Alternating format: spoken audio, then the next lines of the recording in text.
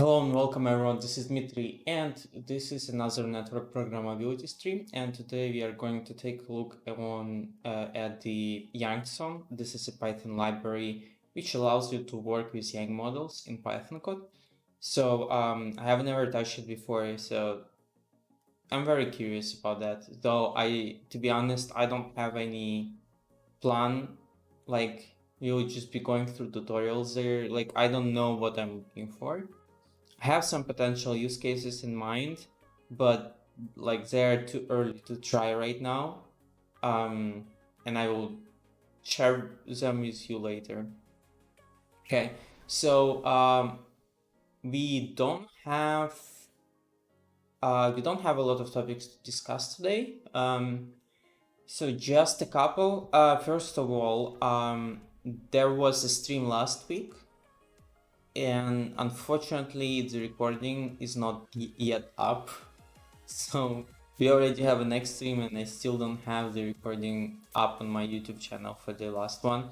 So that's kind of weird. I need to edit the audio in a couple of places for it to be family friendly. So yeah, I still haven't done that, and I actually don't know how to do that exactly, so I kind of keep postponing that. So yeah, I hope it's going to be up early next week, and then this recording is going to be up later next week. Okay, now another topic that I want to bring up, and this is something I saw I think yesterday or even today. This is something that got my attention. It seems like the latest version of virtualenv is faster than venv. So if you're using Python, in Python, since I think Python 3.5, I think, there is built-in module called venv to create virtual environments. And this virtualenv was a separate package which existed for years and for Python 2 and for Python 3. And for kind of like a long time from speed perspective, this was quite fast. Now, but this just got my attention. The newest version of virtualenv, I think they like rewrote a bunch of stuff there.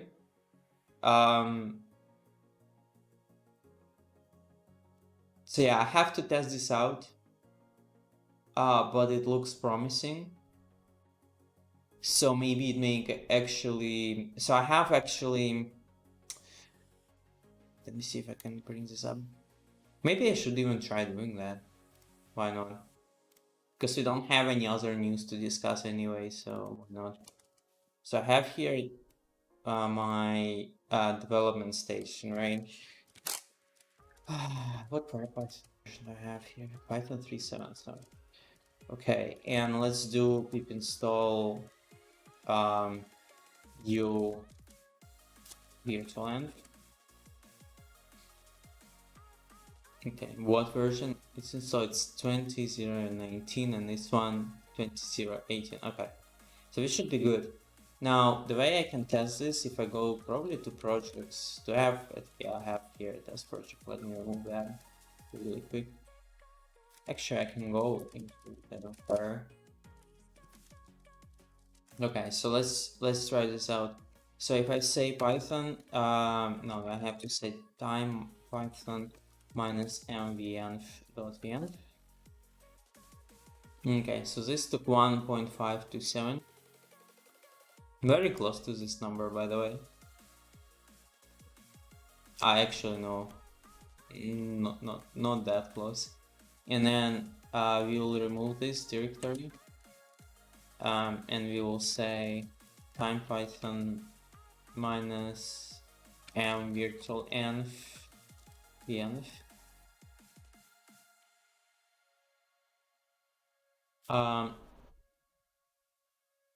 Okay, I don't see these numbers though, so this is interesting.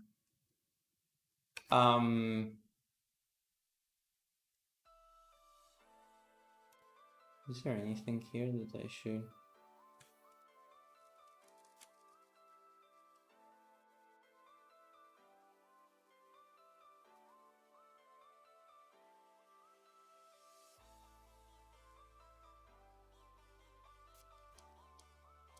No, I don't see here anything. Let's also, so this is weird. Let's do one more test. Let's, yeah, do the same thing. And now the, like, I just don't know. Whatever, I guess.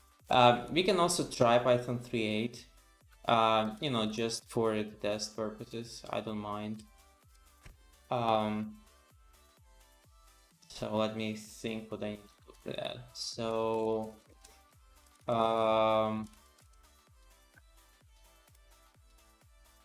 okay. So, I think I need to see what versions do I have first.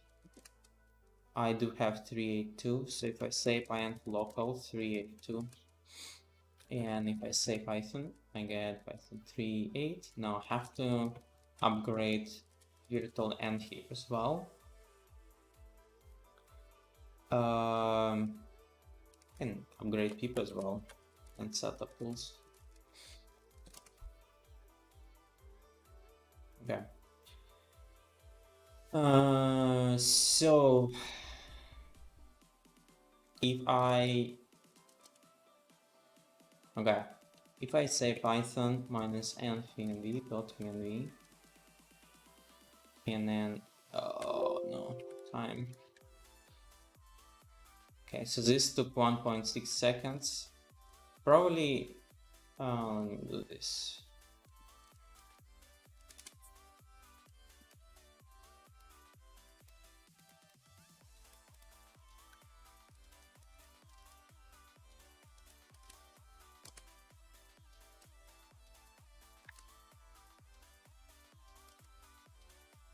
Okay, so 1.58, 1.6 seconds, right?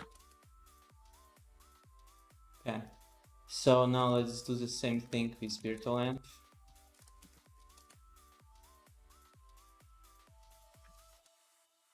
Well, I don't see any speed increase, so maybe like I need to change some of the settings, but I just don't care. And here, like, I mean, numbers are too close. I don't see 0.1 anywhere.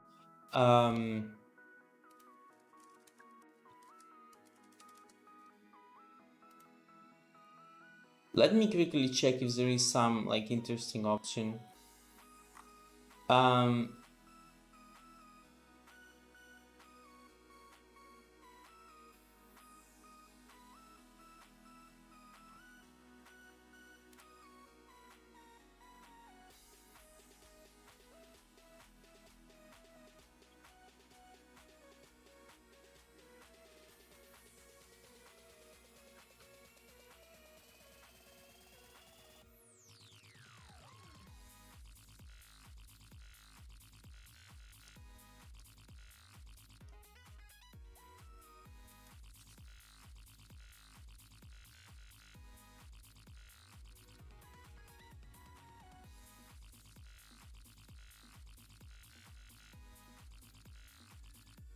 Let's try.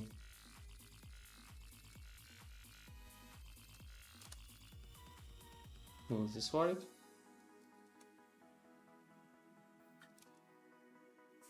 I don't see speed increase, so maybe there is something that you need to do to make it faster.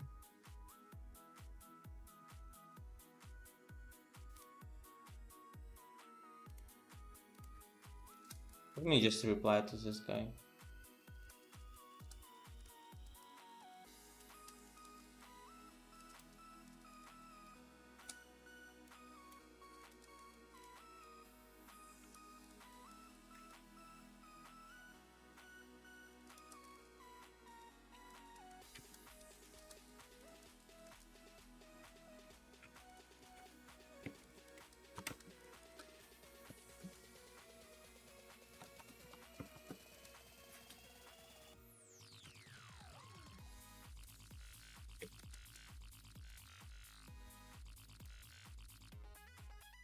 Okay, we can get rid of that thread. It's not relevant anymore. All right, let's go into today's main topic, which is yangson. So as I told you before, so this is actually quite interesting concept. There is, so I'm trying to formulate what I want to say. First of all, I do think that yank is a big deal in network automation. Okay. I think we should not ignore it, and we should invest time into learning it, understanding its benefits, coupled obviously with transport protocols like NETCONF, RESTCONF.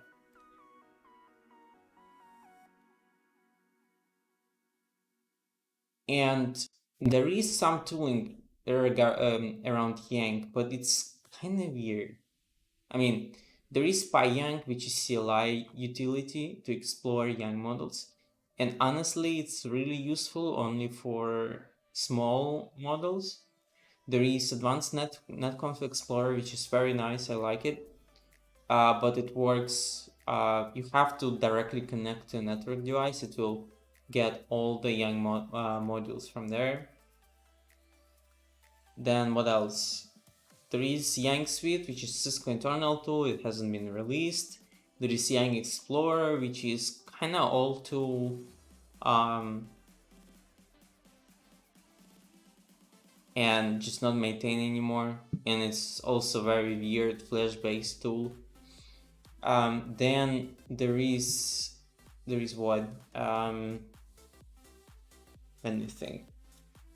Oh, there is YDK, and YDK idea a little bit more interesting. So we take Yang model and we convert that to Python code. So let's so like in Yang you have this tree and you have data associated with a tree. It will convert that to Python classes, all of that. So instead of like creating XML or dictionary or what have you, you would create like class structure with like, some top level class and like children and so on and so forth. I honestly don't like YDK. I don't think it's worth exploring, at least in Python. One of the big reasons why is that it creates a Python module, but in Python there is this thing where you can only use one version of the specific module in one program, so you cannot mix different versions in the same program, right?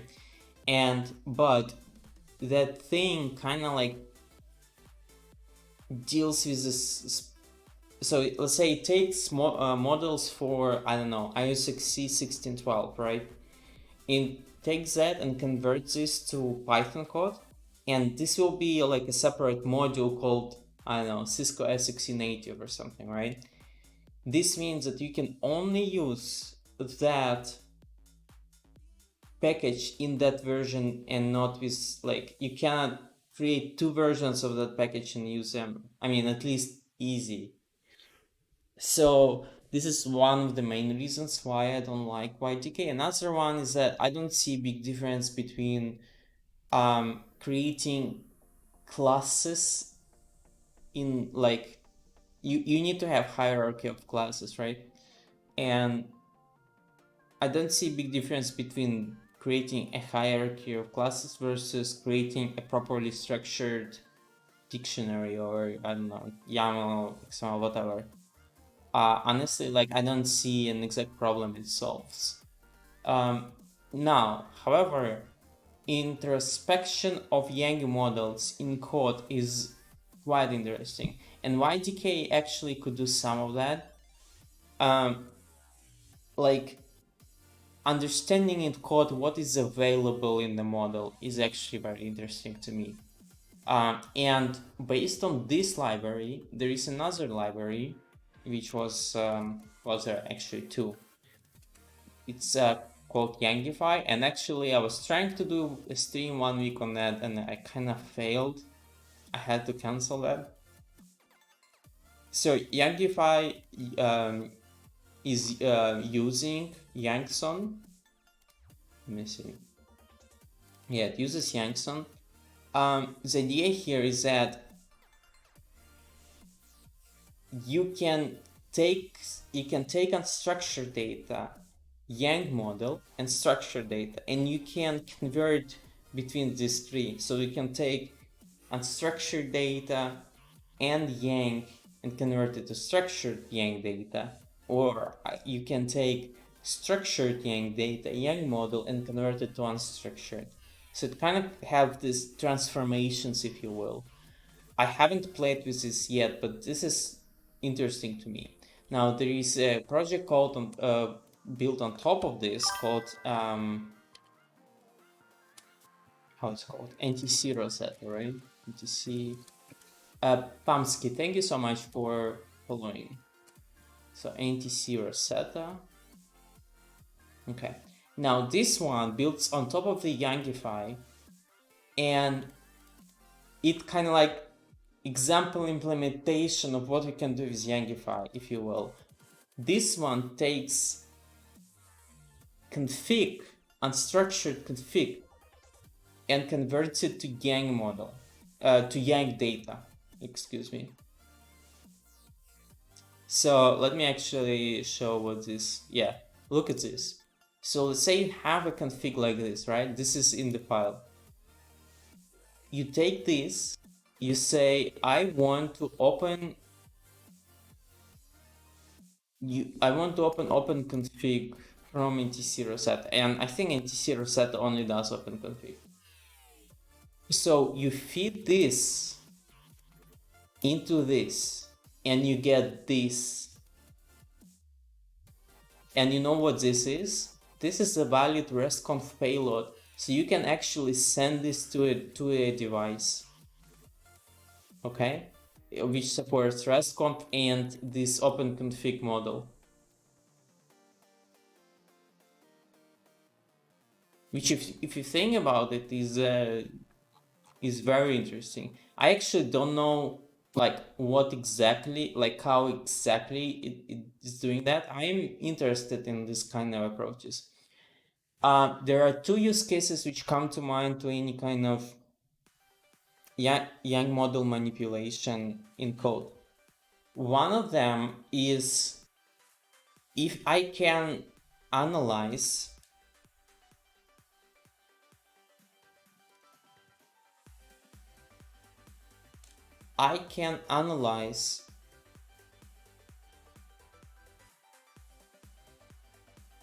sorry, just got distracted for a second.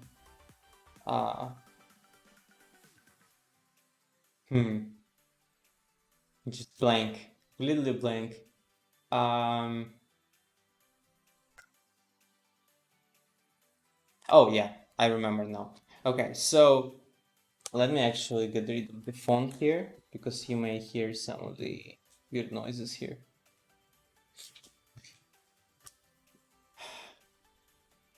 Let's say you want to interact with device via RESTconf and NETCONF, yes?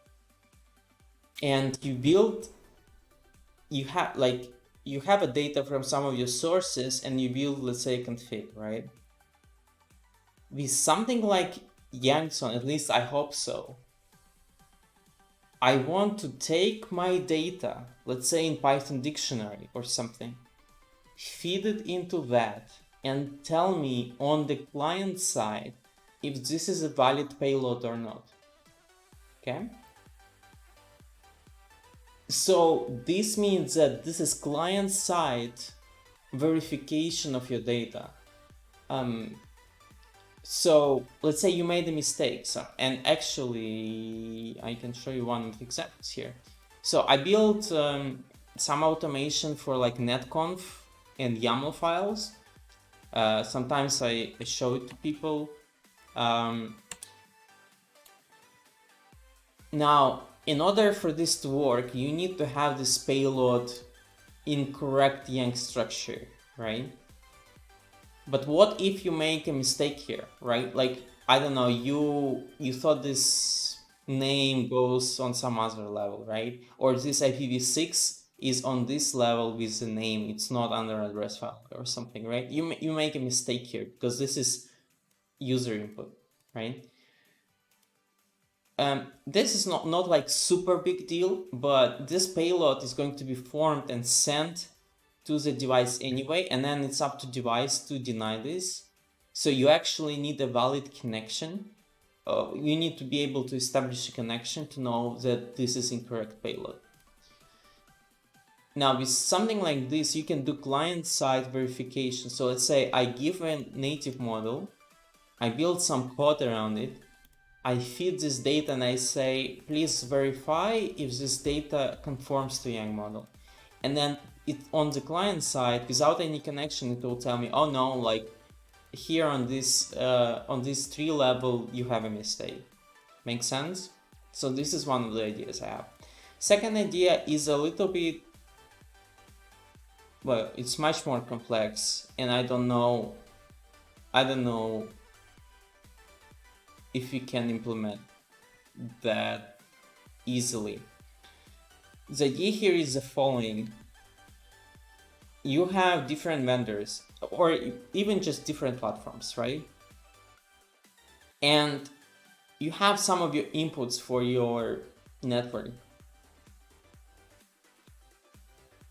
Now, you as the operator, you would want to like input it the same way regardless of the device, right? Like if it's an IP address, I mean, IP address is a bad example. You're thinking what it could be. I don't know, let's say something like NTP server, right? Because NTP server, I don't think it's present in Yang model right now. Now, for every platform, it's different command, and it's also different Yang model, if you will.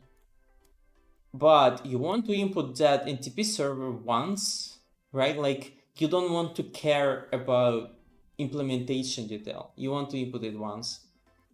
So we need some kind of translation mechanism from structured data, which is like the same for all vendors, to vendor specific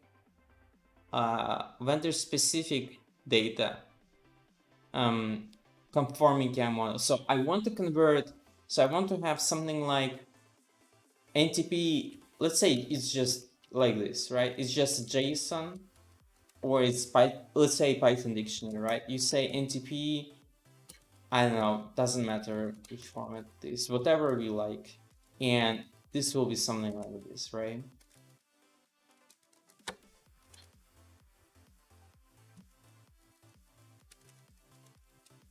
So, and I want to convert this on per platform payload, which would be, let's say in iOS, it would be like native, NTP,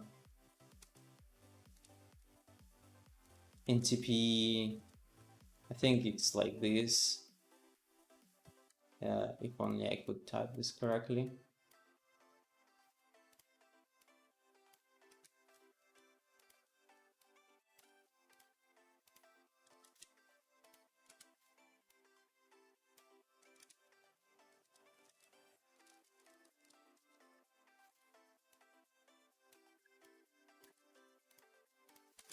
I think it's like this. Maybe I'm wrong, it doesn't matter that much. And this would be Cisco ISXC. I think you would need to do something. And again, it's just an example. I don't remember on the top of my head, right? But this would be very specific to Cisco ISXC native, to this specific Yang model on this specific platform.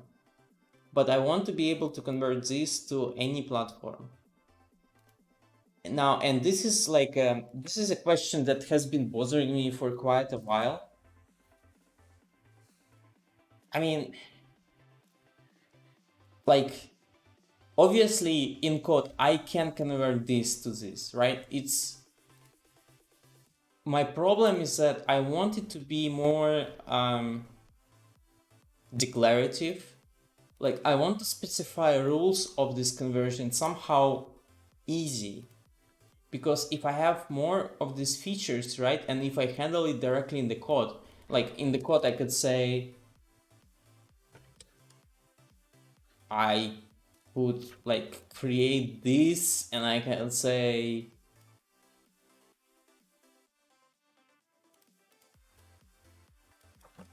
like this, right? But this is, I mean, obviously you can do it like this, and this is like probably the easiest way to do it, but is it the best way to do it? I don't think so.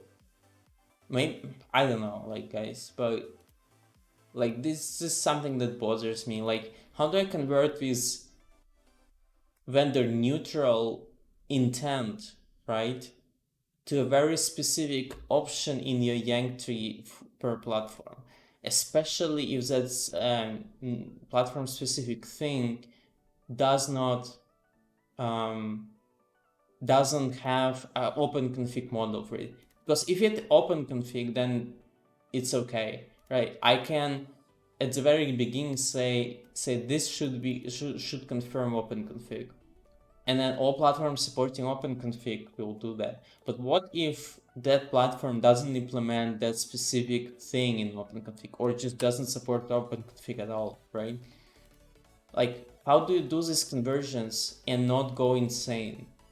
Because obviously it's just one feature, right? And for this one feature, you would, for one platform, you would have to do something like this. So I don't know, maybe something like Yangify or Yangson will help me do that, or like give me a good idea how to do it. Like, I want to have some kind of like conversion rules, if you will. Like, I want to say that NTP servers, original ones, will be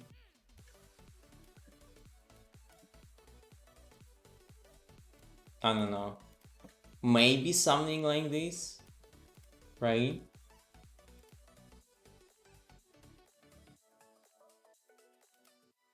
But even in this case, like, I mean, I can do, for example, this and like build some kind of function which will create this.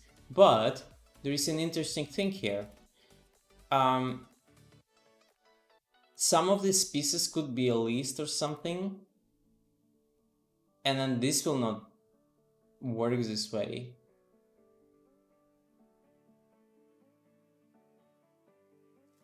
Hi Carl, does it seem like there is any obvious way, good way to do this? I've been thinking about the same thing a lot lately, and it's almost like we're just back to a bunch of Jinja templates and some inventory source to render templates for each platform vendor type. He'll say, yeah, like Yangify Rosetta is really cool, but would be impossible to map all of the conversions and stuff you're talking about. I need to play more with Yangify, Carl, and like, I don't know, maybe if we can like do at least some of it this way, like, you know, maybe to how, I don't know. By the way, since you are in the chat, let me show you something. I don't know if you have seen it before or not, but maybe some other people didn't see it anyway, because I do think this is like quite a cool thing. So, and if you have seen it, guys, then just bear with me and look at it one more time. Okay, so let me bring my, I need to, what do I need to do? I need to open my Varel server. Yeah, let me start the lab. So it will take a while. So while it's opening up, I will explain what's going on here. So by default, well, by standard, right, with NetConf use XML as your payload. And I have seen people, like, when they want to do something with that, they build Jinja templates with XML.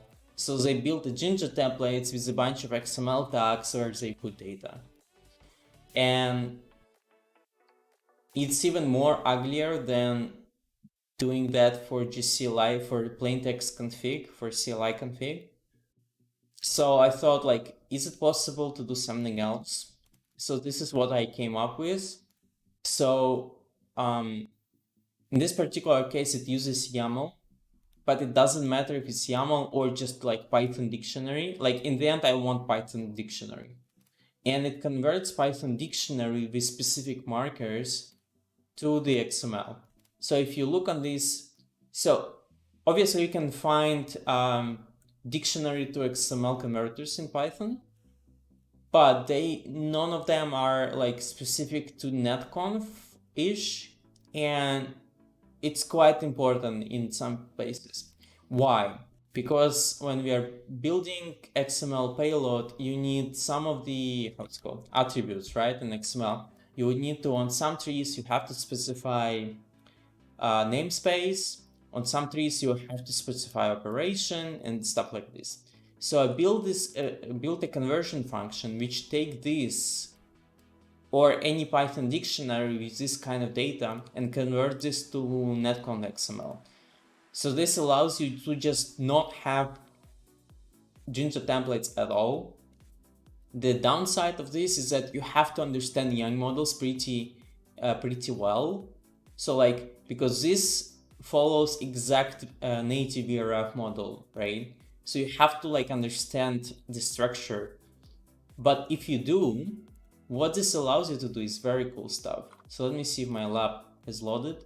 I think router 1 is up, so let's test that out. Show VRF. Okay, so here on this guy, and let's also do show access list. Let's do show VRF, show access list. Oh, you cannot? I thought they could do that. Okay. Okay, so there is VRF, management VRF, and there is this one, yeah. Now, let me get rid of this operation replace for a second, okay? And I have here management VRF and devnet VRF, okay? And if I go, why am I? Let me see. This works weird. Okay. So if I say Python, I have to save this, of course. So I would say Python scripts netconf configure.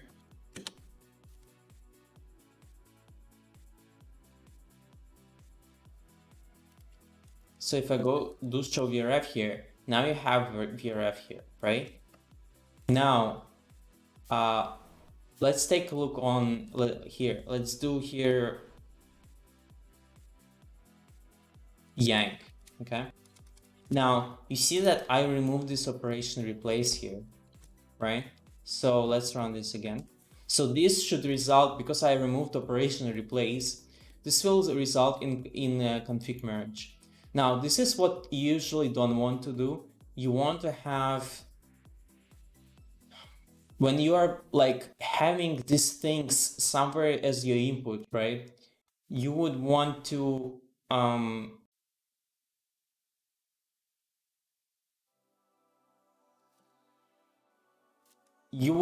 let's say that, okay, I want only this and this VRF. I don't want to care about what is there on the device already. Like I want to just specify the end state. So if I do show VRF right now you can see that there are 3, right? But the NETCONF, what it allows you to do is to do something like operation replace. And if I save this now and I run this, it will actually just give you the end state that you want, right? So it will have this management VRF and yank. The benefit of this, of something like this, is that you can do it on per feature basis. So let's say I want to start by maintaining VRF lists or VRF list or static routes. Now here I have 2 examples with VRFs and access lists. So if I get rid of this, and I do this, and it's also operation replace here, right? And then I run this again, and if I show access list, so I have this random and test access lists, right? But I have here operation replace. So what happens if I just remove this, right? Comment this out, and I run this again. Now I have only random. So this allows you to manage your configuration on per feature basis. So you can like clean up your, let's say, static routes, access list, virefs, and then when you are very confident with with NETCONF and it covers everything you need, you can completely, you can move this operation replace to the top level. You can say operation replace here on this level, so this will like replace your whole config in one go. And yeah, I find this something interesting. I don't see any other people doing something like this, so I thought I would share. Now it's not exactly related to this discussion we had here. Like, it's still the same problem though. Like, for example, I need to have this and this as an input, this and this as an input, and I need to generate this, right, somehow. And I need to generate this for other Yang models, for other platforms, if you will. And this is like, I mean, even this is already a very interesting way to manage your network config. Like, you have a bunch of, and it doesn't matter if it's YAML or not, you can do whatever format you want. It's already like useful, but it's not to the level where I want it to be, where I want to have a web form which says, NTP servers, right? And you input NTP servers in web form, and then it saves it to, I don't know, database, whatever, right? And then it converts this intent, right, to something like this on its own, or maybe directly to XML. Okay, there is question in the chat. Let me see. So is it like Yank payload validation? Sorry, I'm not sure when you say it, what exactly you mean.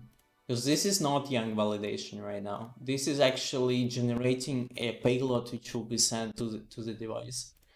Hey guys, I'm an aspiring software developer, but I've heard a lot about problems with different groups of people in the industry. As a white upper class male who is about to get in university education from a well-ranked university in CS, will I be accepted in the field of the West? I want to work in Silicon Valley.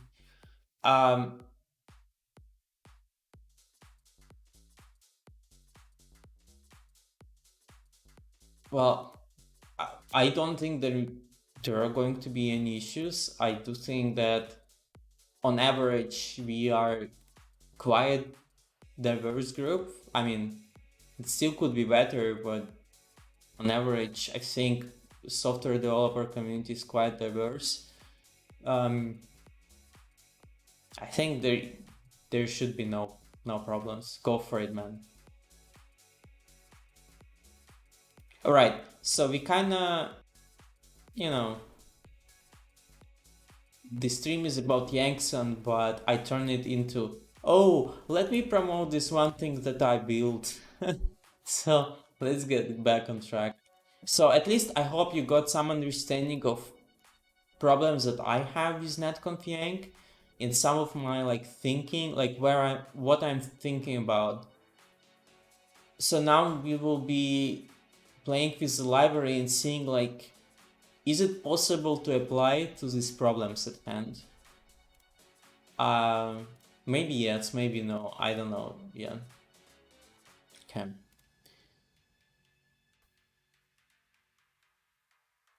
So I think we should start with, well, you have to select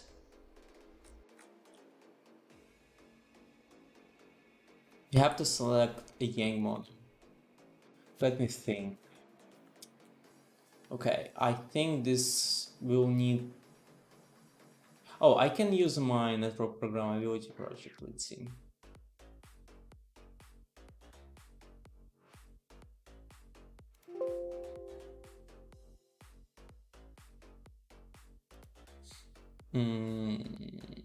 I think I want to keep this.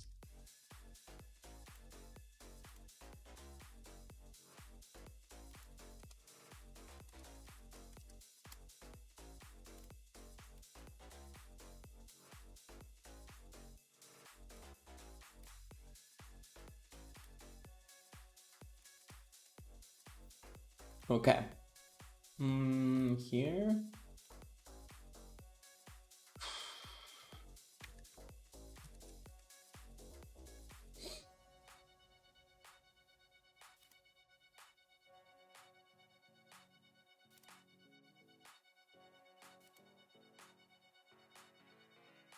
Okay.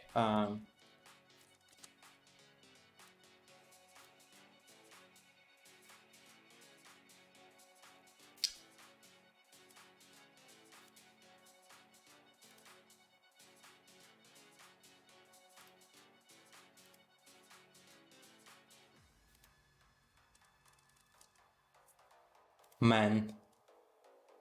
When I want to say main. Okay.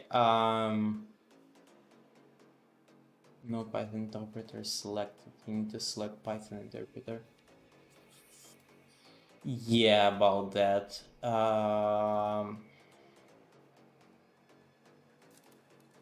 We'll have to connect again.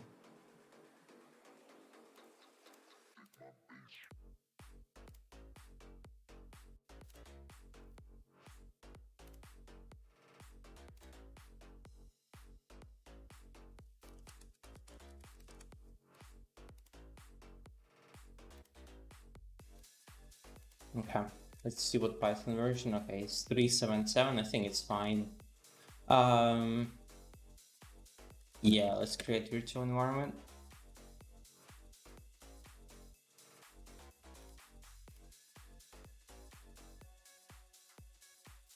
Okay. Let's do poetry. Poetry init, I think.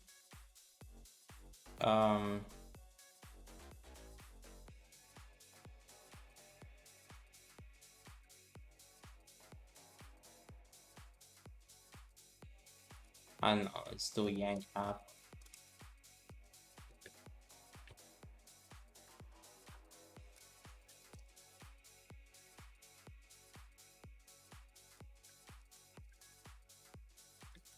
Okay. And then we say poetry at yangson.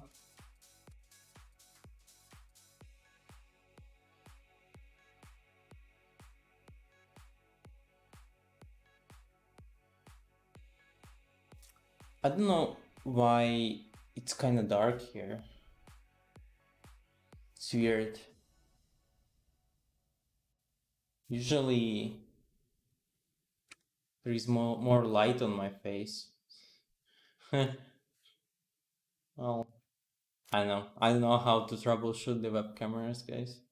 I tried to turn it off and on again, it didn't work. Okay, so I will need a bunch of other stuff. So black python placate, maybe.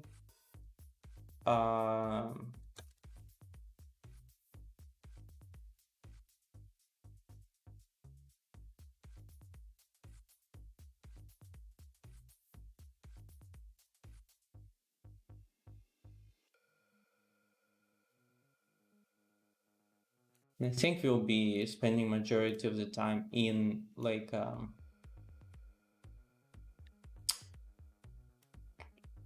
will go here, programmability stream.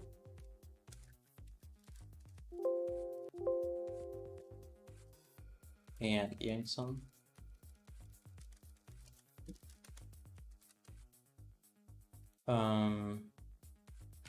Okay, around Python.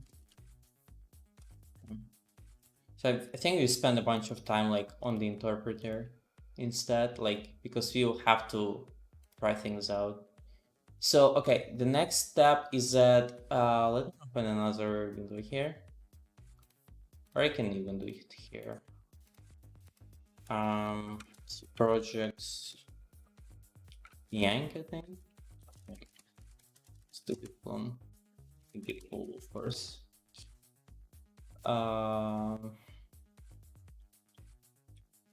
Okay, new Nexus models. Mostly, okay. So we have to select the Yang model. The easiest choice would be IETF interfaces, but I am tired of that model. I'm thinking of openconfig-lldp model since I've been checking it out recently. Do I have Python installed?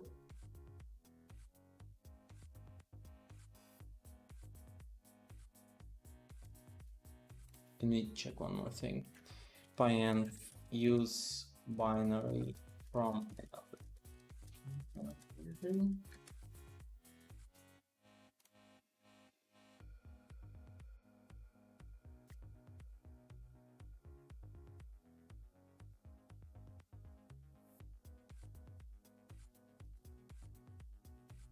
I think I could just install Python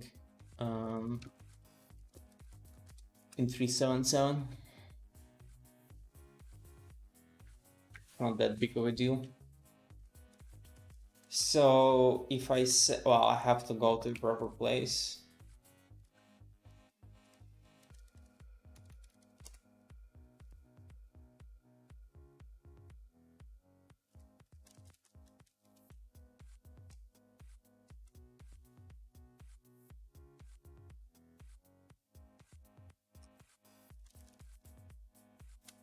Well, openconfig models generally are stored in different place. So I think I could just go to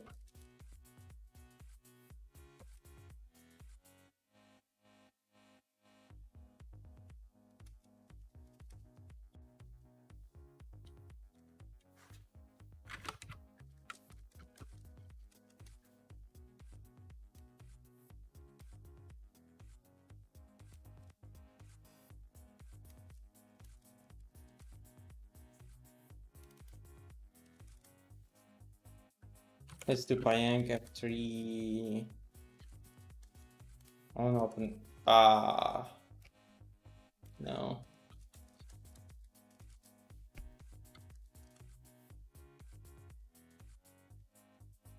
Yeah, this is not that big of a model, so I think we could use this.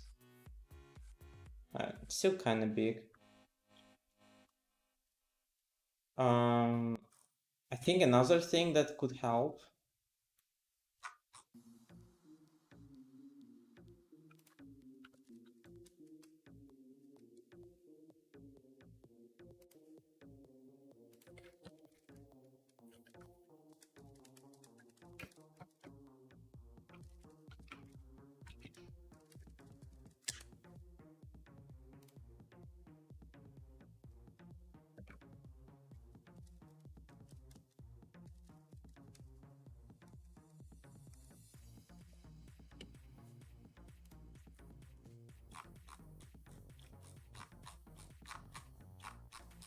Okay, another thing that can help is Postman.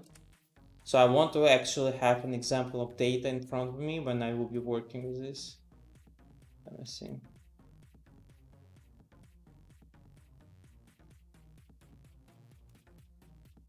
Okay.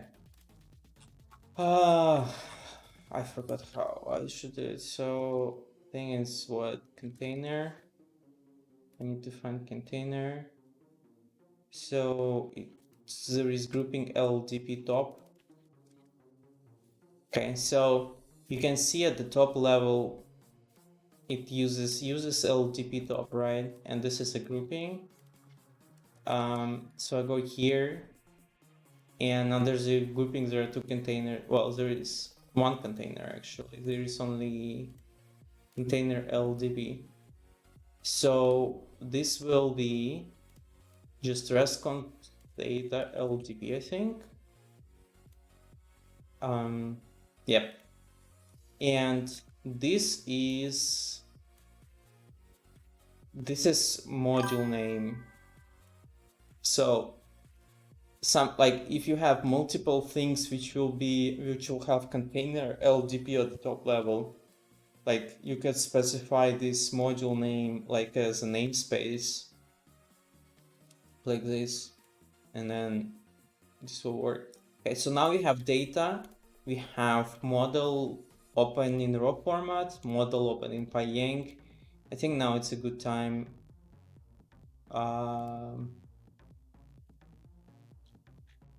to start going through tutorial or whatever they have. Nice PC, what kind is it? You can check in the stream description my hardware. Okay. So I'll be reading out loud some of the pieces here because this is the first time I'm seeing this library. Instance data internally represented as persistent data structure. What do they mean here? Okay. Thread save, copying, update, okay. Parser and evaluator for XBuzz, yank11, okay, this is what I needed for one of the things. Complete validation of instance data against the data model. So at least this use case seems to be covered, and it's a main feature. Another thing, support for RESTCONF data resources, timestamps and entity tags and resource identifiers, access control, whatever. In order to be able to find and read correct revision of each Yang model, Yangson requires the name of disk files containing modules are of the form specific in RFC. Okay, let's just test this out, that this is indeed true. So yes, this is true, right? This is module name without revision, so we should be good here.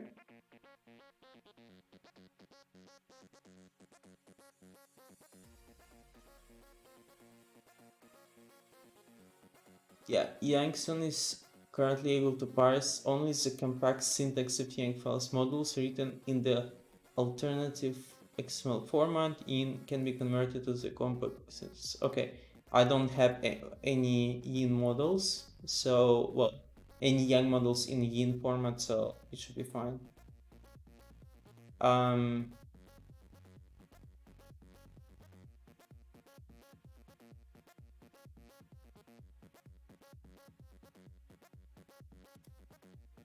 Okay, let's go.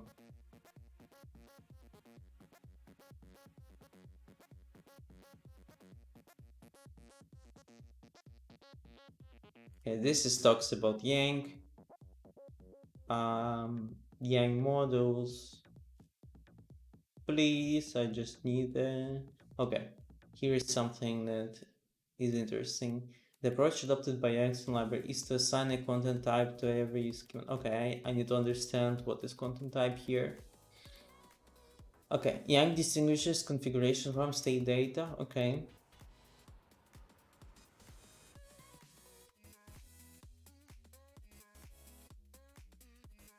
A schema node whose definition doesn't contain config takes it from upper level. Finally, for schemas or RPC operations, actions, and notification, the distinction between configuration and state data makes no sense at all, and config statements are ignored there. The approach adopted by Yangson library is to assign a content to every schema node. Okay, I'm not sure I follow yet. The values are member of enumeration content type. Config, non-config, all non-terminal schema nodes, container, list, choice, and case. Configuration, because they may have both configuration and state data node as descendants.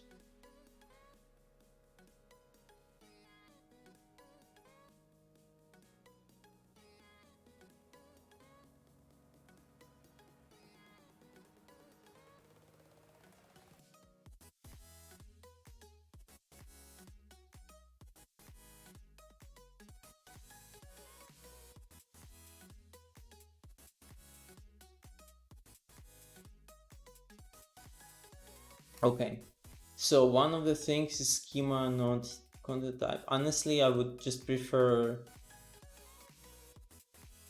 buff rules for straightforward implementation, content filtering, resconf based on content parameter.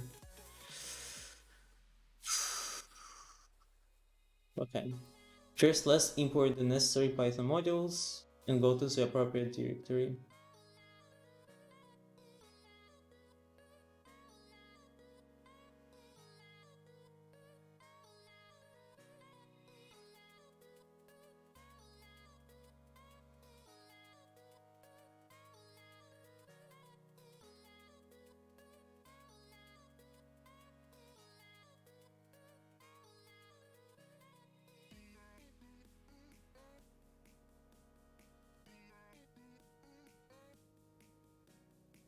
Next, we need to initialize Yang data model.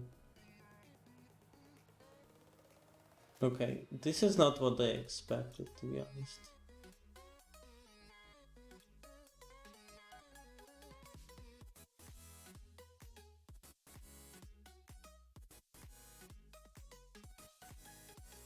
You just learn Golang library language. Nice. I like Golang too.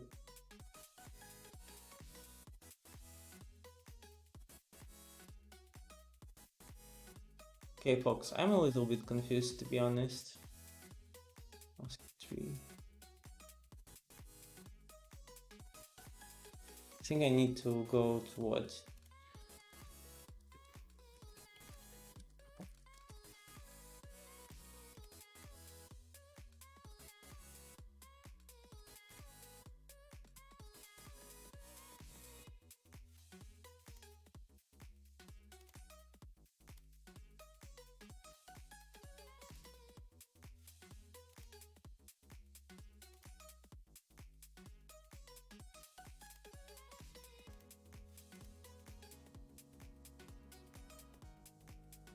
Okay, this is data which conforms to the Yang model. Honestly, I would prefer if I could just load the model first.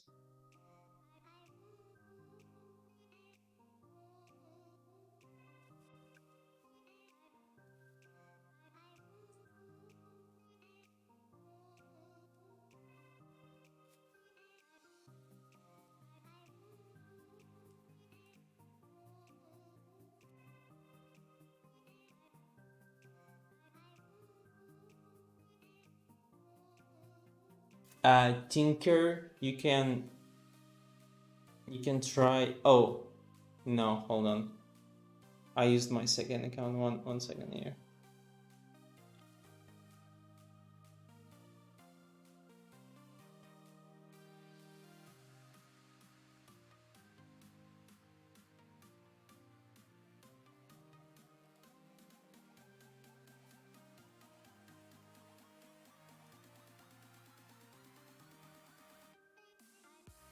Okay, you can post the link that you wanted to.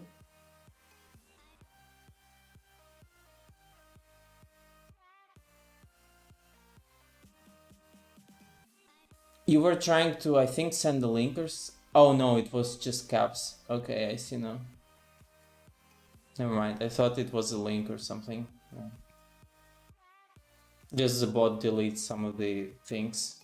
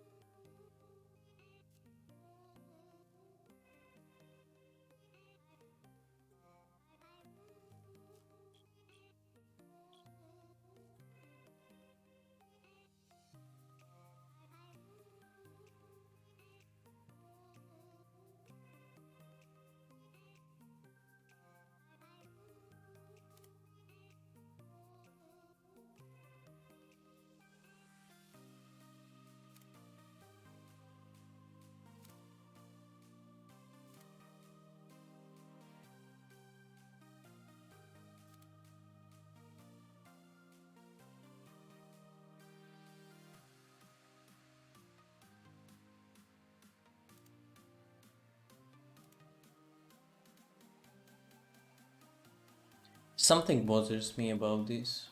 This is not what I expected it to be honest.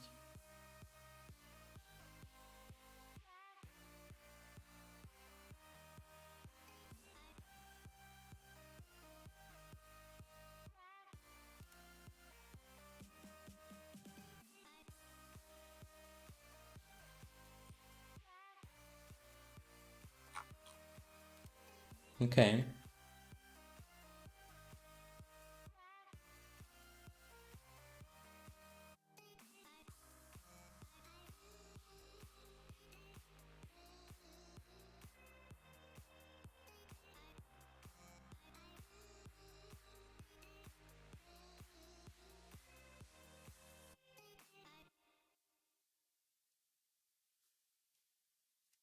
Um, yeah, okay.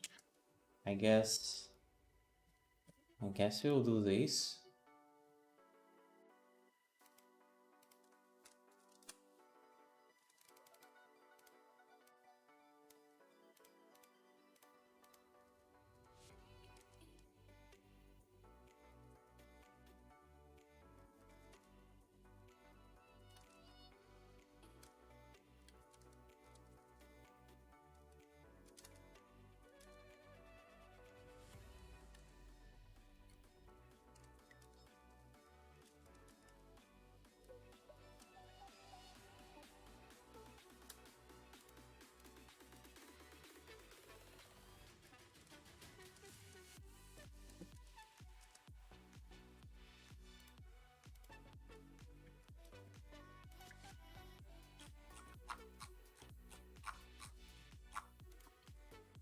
Okay.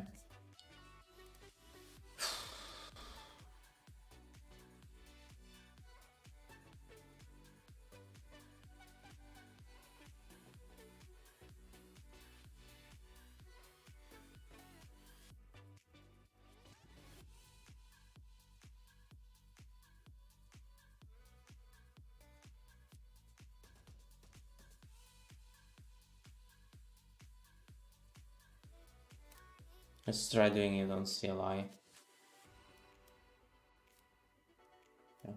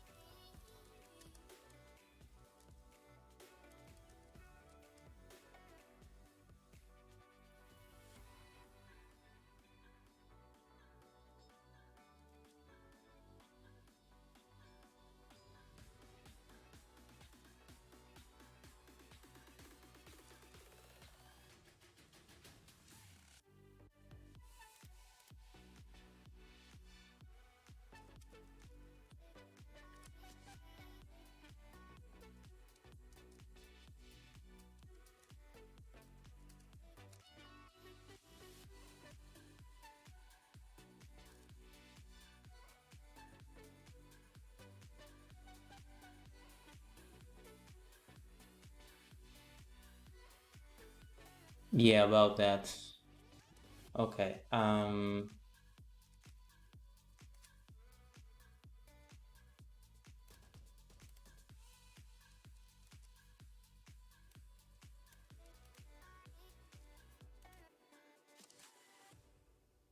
God damn it.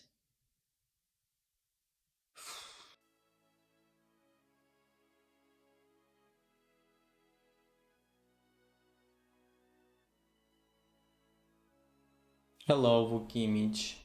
Tofna, thank you for following. Okay. This is definitely not what I expected it to be.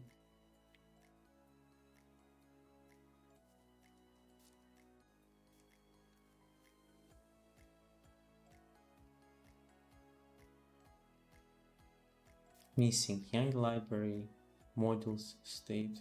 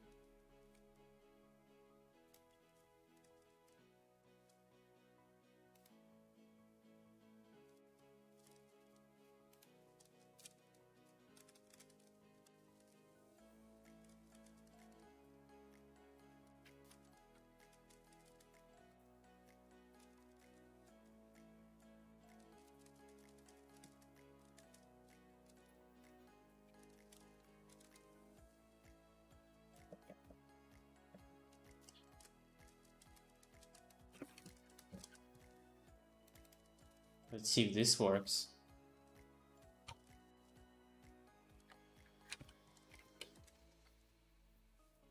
I don't think it will.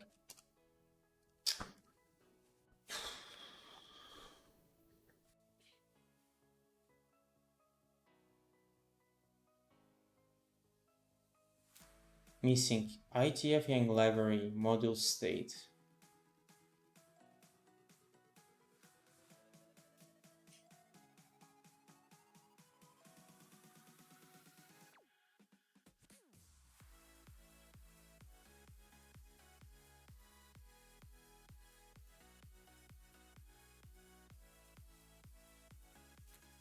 Let's just do ITF interfaces, I guess. I don't know, guys.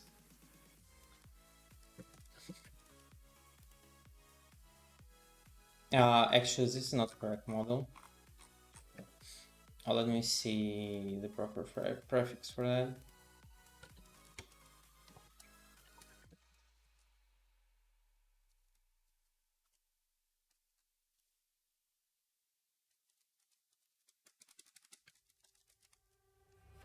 Okay, so I didn't open it, the correct one. Okay, so it's ITF interfaces, and we need to look for container. So there is container interfaces and container interface state. Right, so this one and this one. So it should be module name. Let's do duplicate here. So it should be this. Let's go. Okay, so this is ITF interfaces. So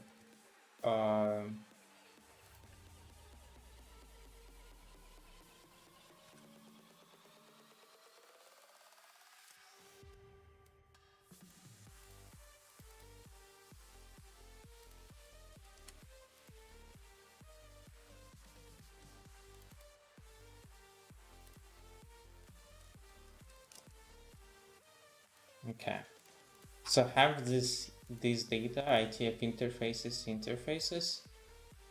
So let's try at least that. This is so bad.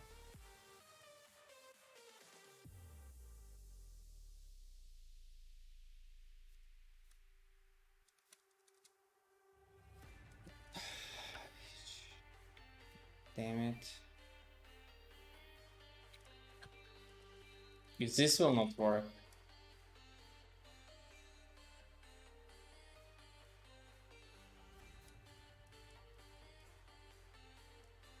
Okay.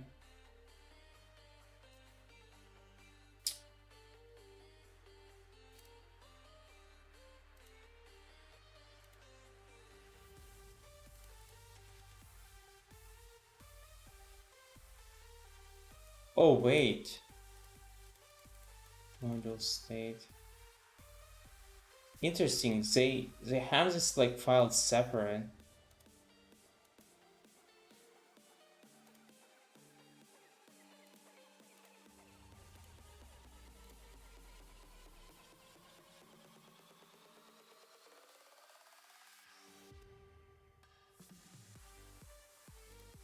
I guess I will have to create one on my own here.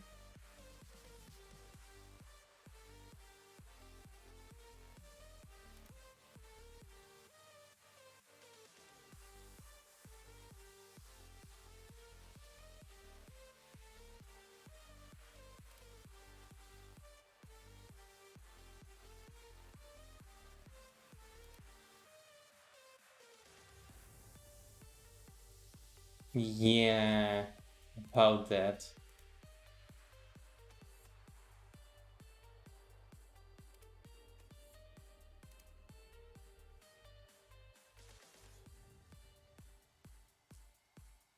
Okay, I see now. I was like, why is it not working? It all makes sense to me now.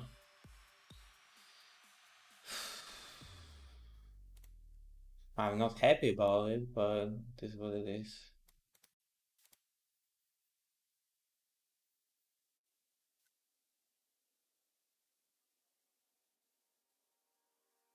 I think there should be, so this ID looks weird to me.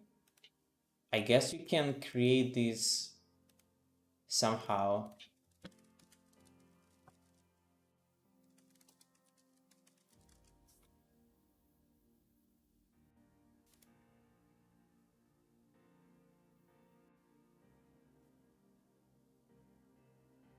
How did you get that little notepad? It's just an application. I think it's called what, Stickies.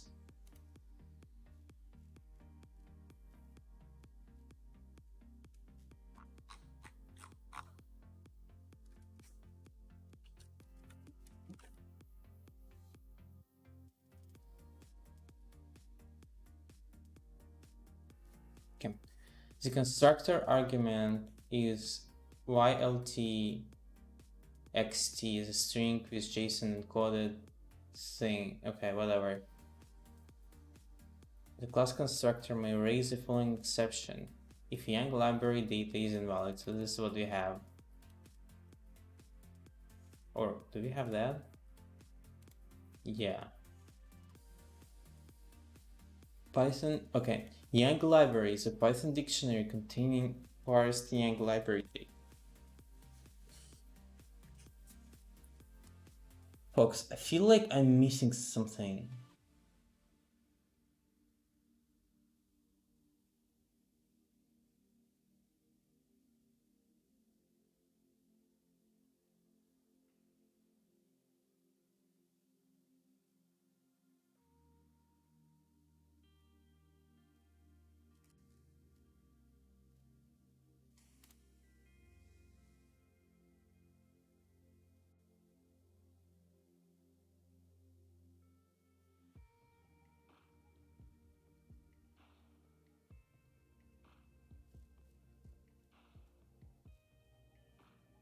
Yeah, I really feel like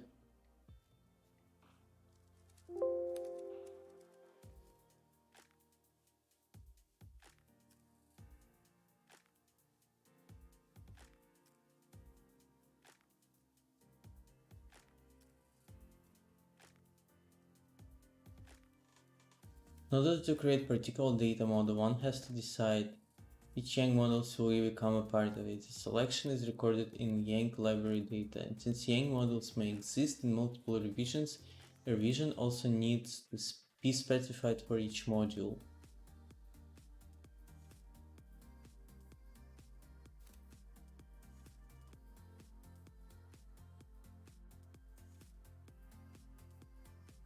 How do we prepare JSON with ID incorrect? Yeah, this is exactly my question. Hi Fun. Back to Yang, how much support is there for Yang by major networking, whether it's to spend time on it? There is decent support from biggest vendors right now, and I encourage everyone to start playing with it. You can actually solve business problems today with it.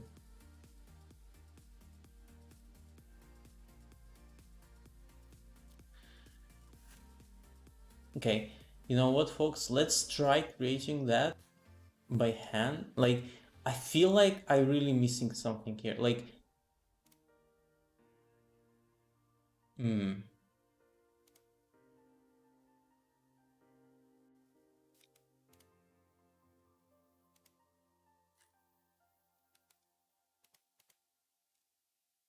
a lot of different stuff here.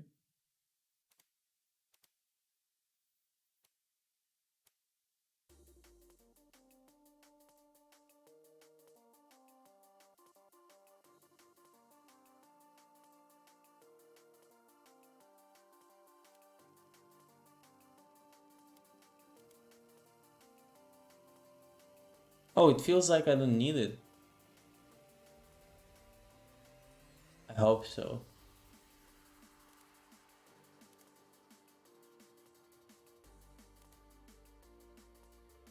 Maybe, I don't know. Yeah. Okay, let's... What different things are...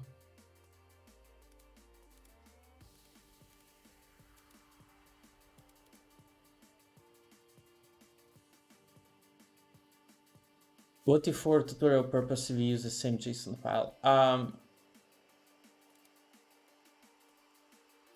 I have a problem with that. Like, I like tutorials, but my way of doing tutorials is that I always try to apply them to like something of my own. Like, I don't like doing tutorials in complete vacuum, if that makes sense, because then like I barely understand what's going on.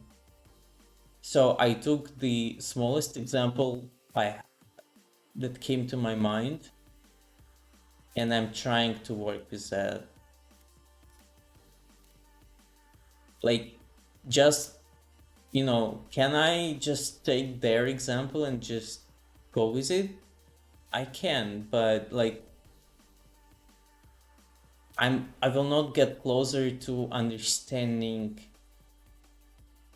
what I need to do to apply it to my things, right? That's why, like, this is how I like to approach all tutorials. Like, I take tutorial, I will be copying majority of things, but I will keep some of the things like relevant to my environment, and then I will try to make sense out of it. This is how I learn stuff. So I guess what we could do is to take their example file, but I will have to modify it by hand. And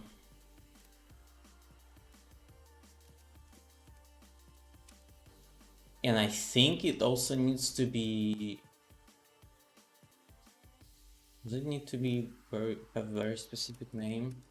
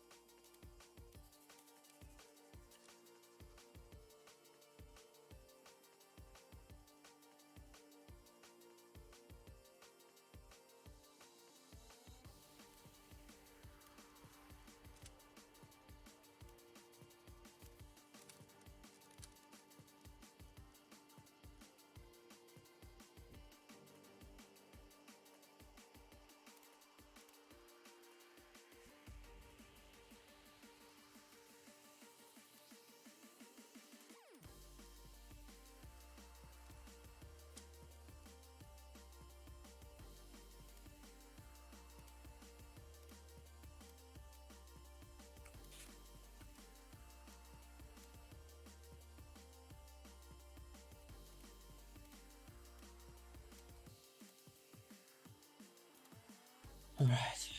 Let's do this.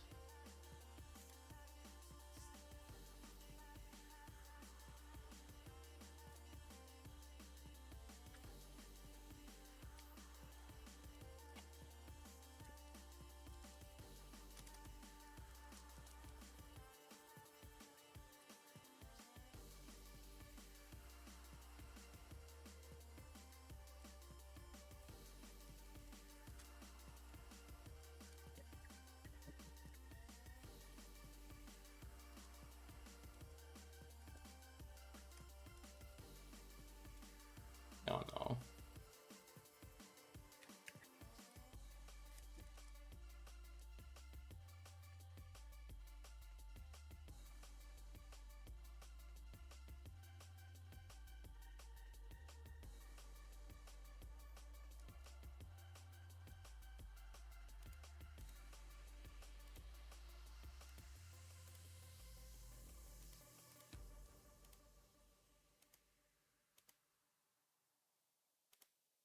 This looks fine to me.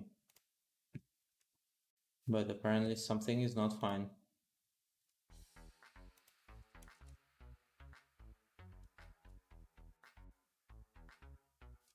Probably I should remove this file from here. Maybe let me remove it.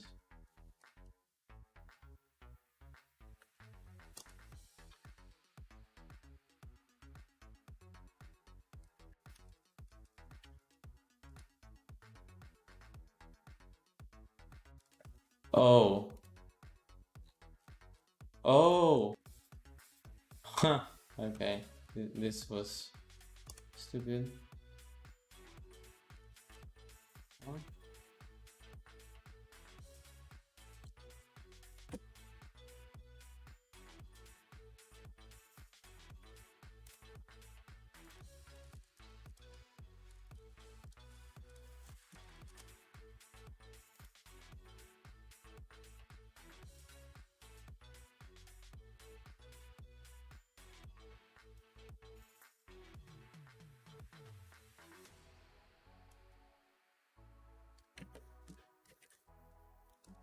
Okay, moment of truth. Let's see. Are you kidding me?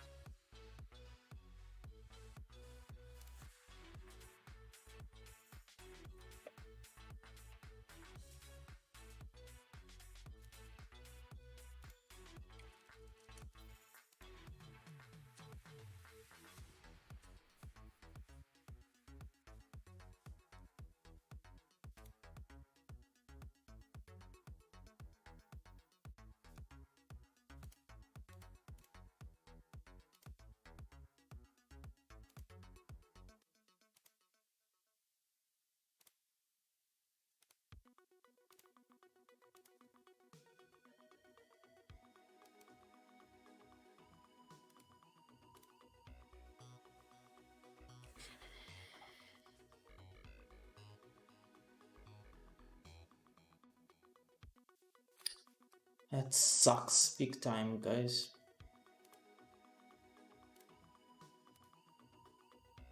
Okay, I guess I will concede here and I will just use their example to get anywhere. And maybe then I can figure out, but I don't know. I'm out of ideas how to apply it to my stuff. Like, how do I generate this?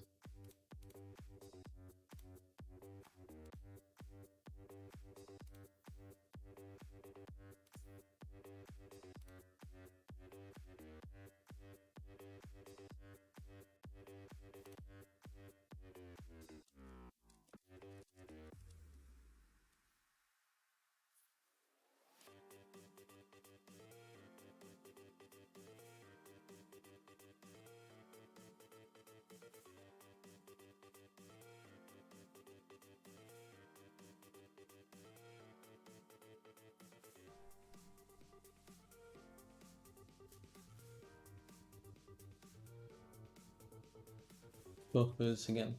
There is public method from file, class method. You give a name of the file.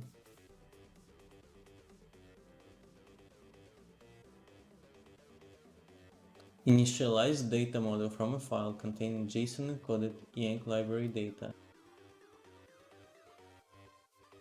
Oh!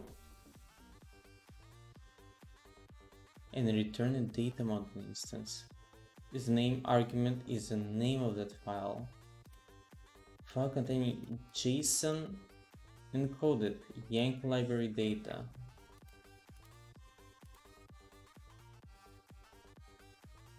Oh! Oh! God damn it! Okay. I see this now. No worries, no worries. God damn it.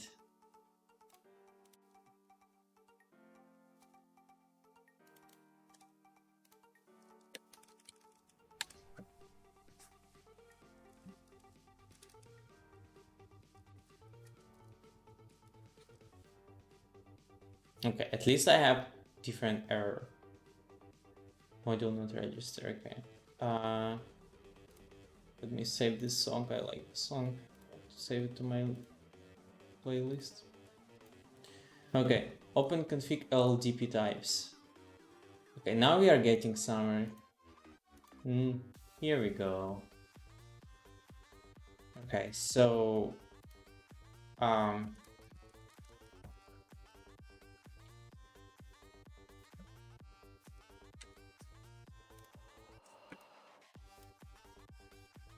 easy. Now that was actually, that got me confusing for for a moment. For freaking 1 hour. But I think we probably on the right path right now.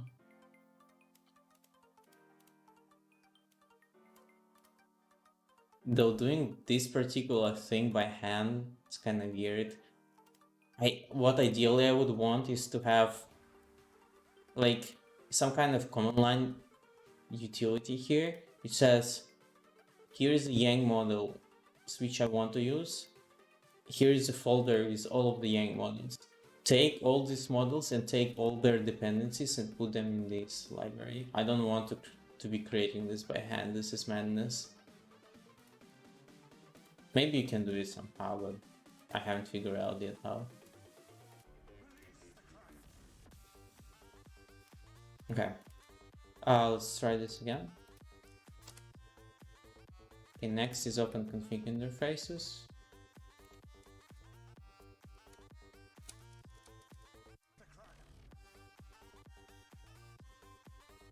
Just want to put it Yang data model. Yeah, so like what this file seems to be doing is that you are saying this is the models which are like defined in my application, if that makes sense.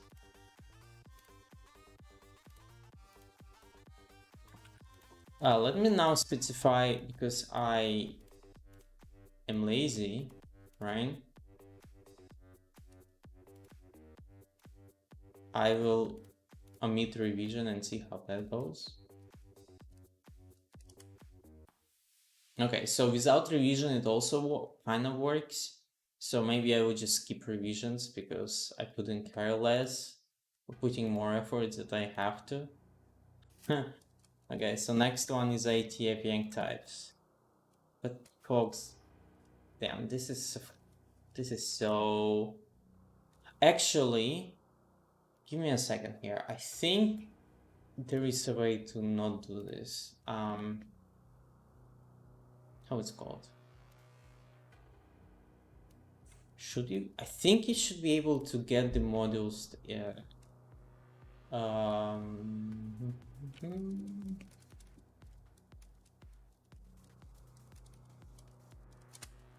Can I just get this from the device itself?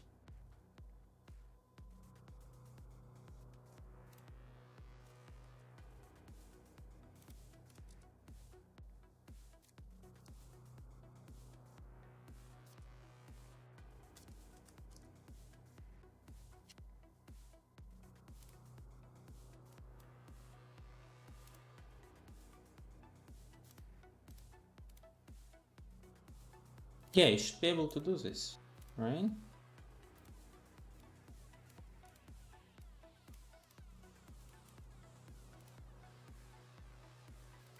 Let's go. Let's go, dude. Let's go.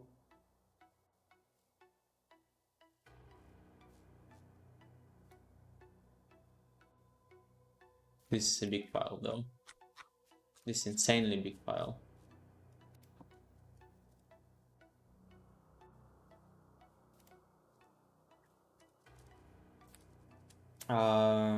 I need to check what version I have here.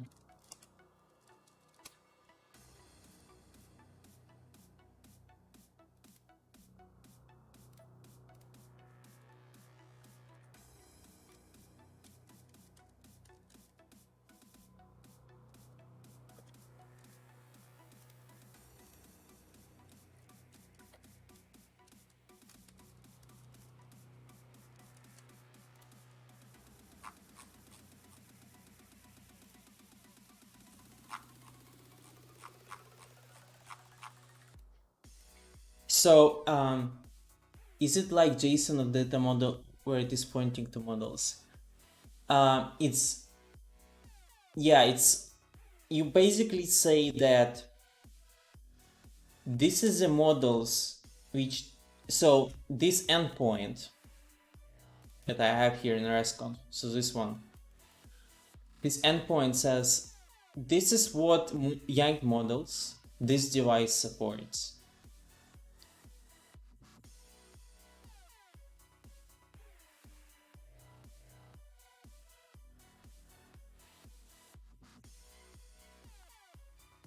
And it seems like this yangson library takes the same thing, like give me a list of models used. I'm still not 100% sure why, like why I couldn't just put, here's a folder with all of these models, just go figure it out.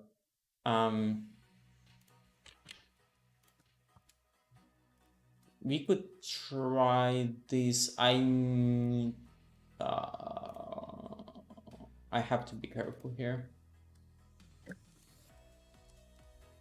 What did I do? I did not expect to do that. So in this particular case, if I will be trying to use that, I need to be in the folder for correct version.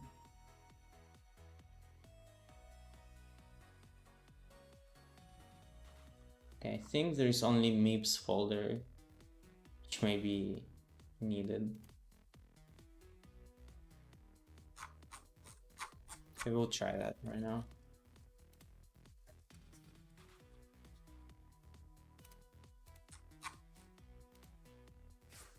Okay, so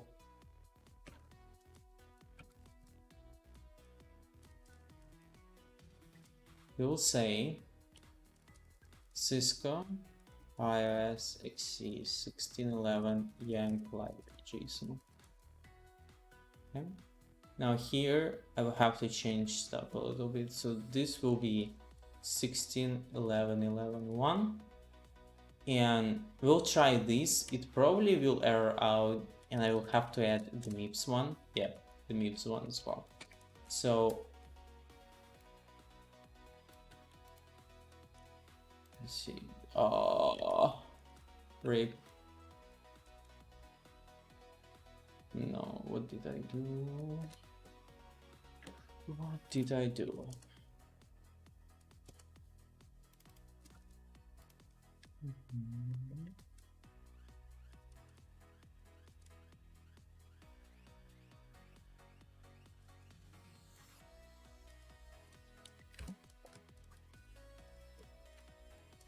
Let's go. Okay, it's but I think it worked out.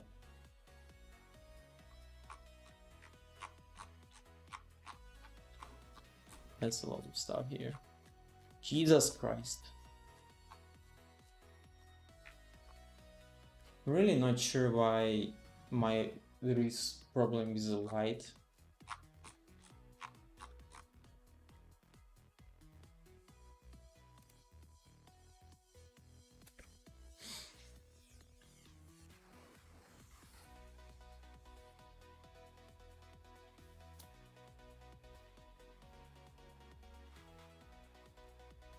Yeah, this didn't work out so well, did it?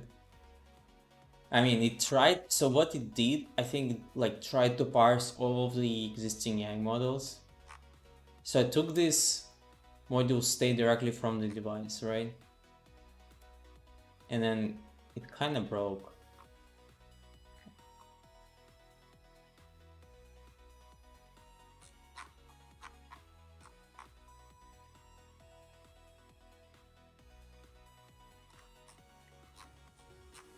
Just broken one of the models.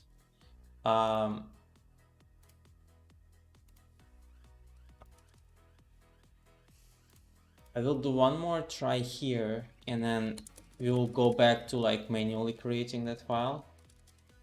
So I want to create no MIPS one, and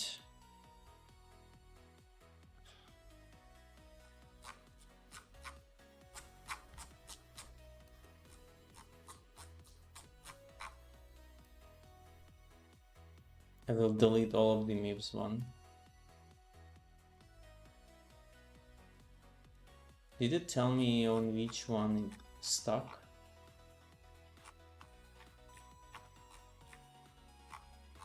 It feels like it's something SNMP related here, but I am not 100% sure.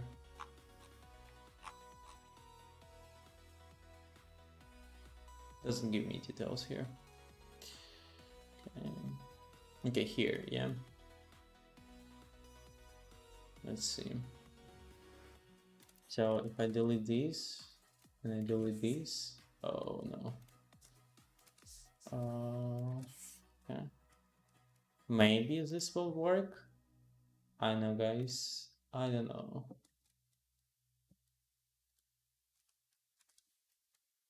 Okay, let's try. So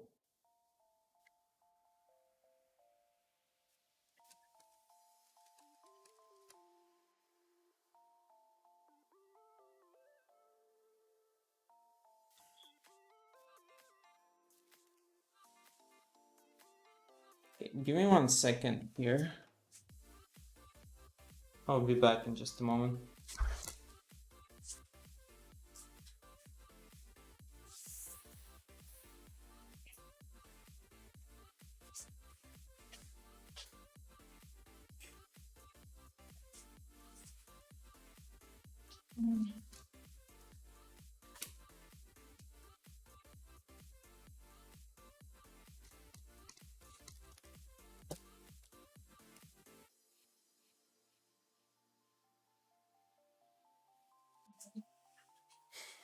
Okay, can we try only one? See, I mean, we will have to, but like you cannot do only one. Like look here, right? This is what we were doing before. So I selected this one, right? But then this model depends on this one. And then this model also depends on this one, right? So it's kind of like this, how's this word is in English? In Russian, it's matryoshka. I don't know if there is a relevant word in English for that.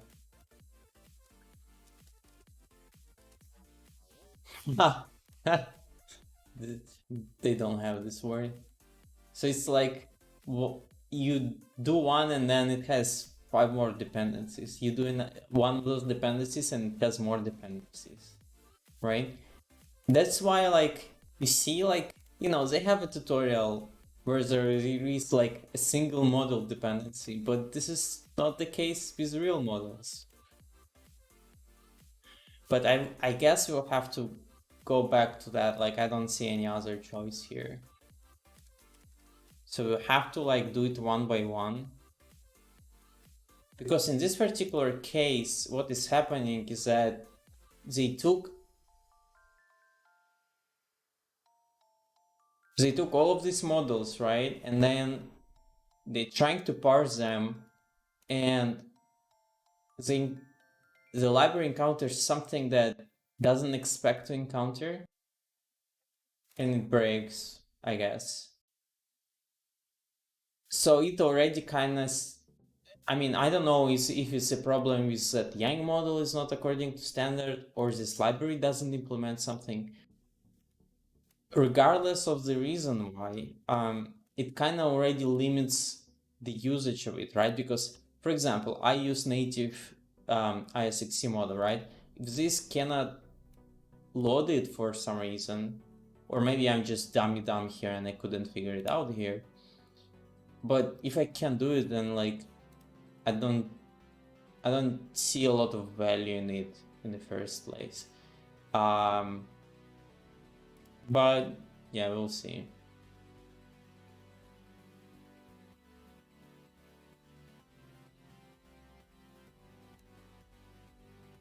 I actually want to see this.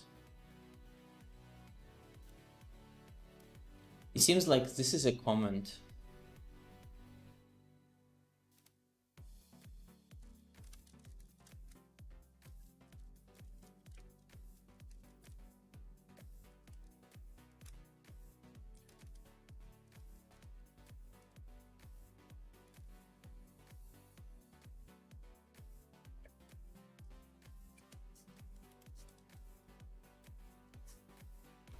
Very interesting.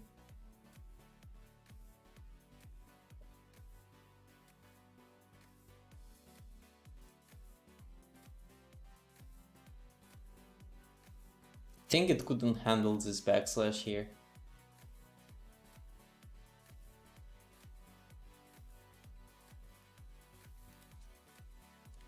Okay, just for, you know, I just want to test my theory.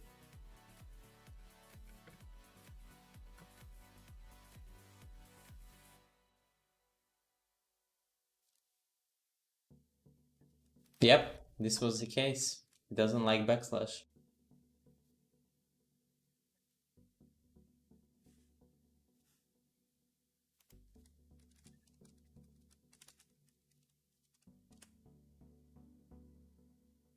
Yep. Okay. So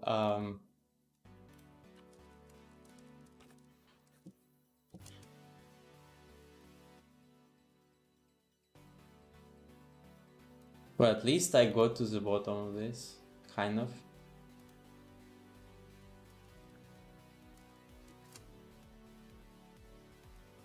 No one opened the bug. I could probably open the bug, but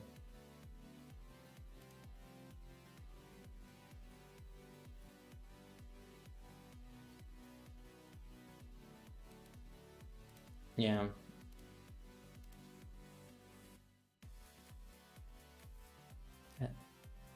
That's weird. Okay, whatever. Let's keep going. So at least we know that the problem here is in the backslash, right? Because when I remove backslash, it goes forward until the next backslash. So at least that.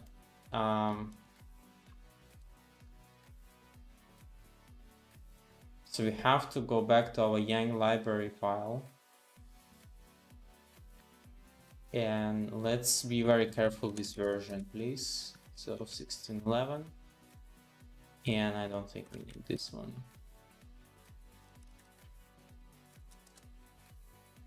Okay, so now we have to keep adding this one by one. Such a mess.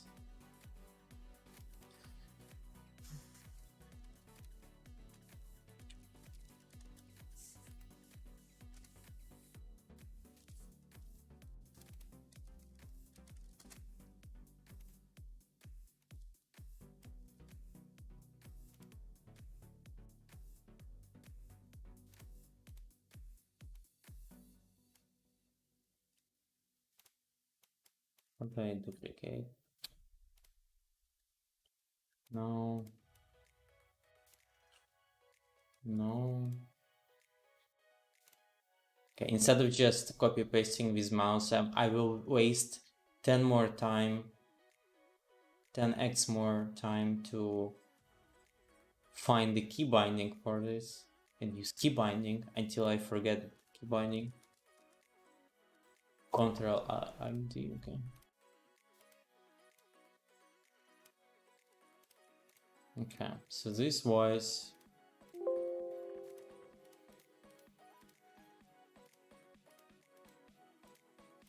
yank ITF types.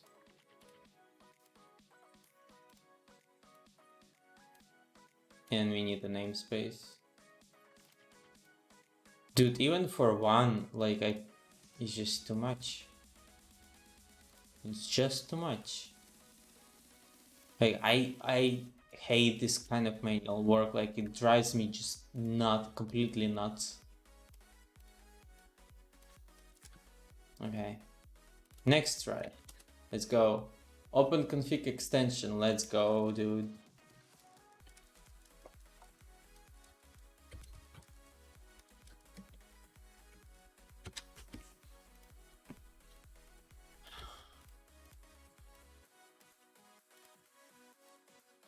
So it's kind of interesting that, you know, like you heard about the library.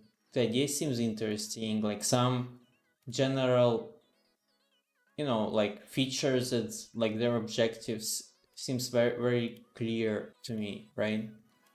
Or kind of clear. And then you start playing with this and you stumble upon things like this, like when you're actually trying to apply this to your problem, right? And it's honestly, it's very demotivating.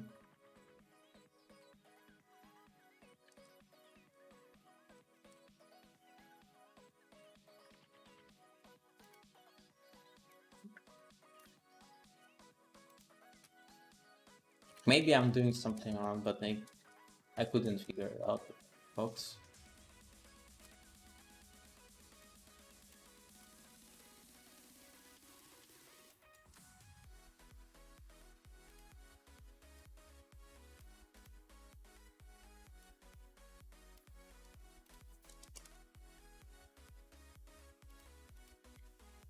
Let's close some of these since we don't need them.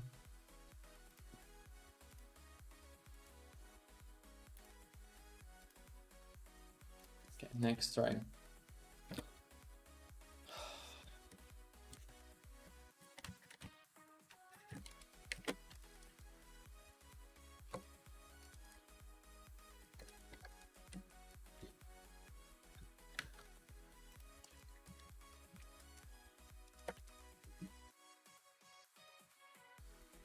You know what? Let's prove this.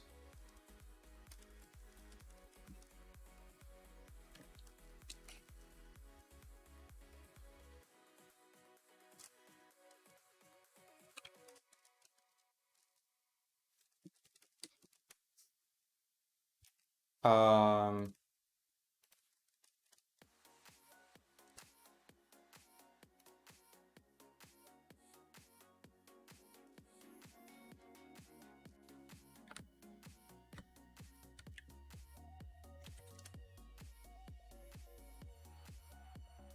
okay, this will be a little bit faster,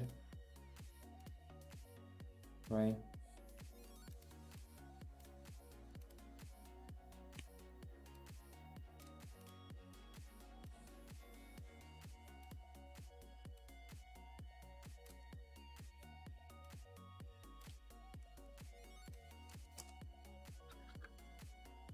Next.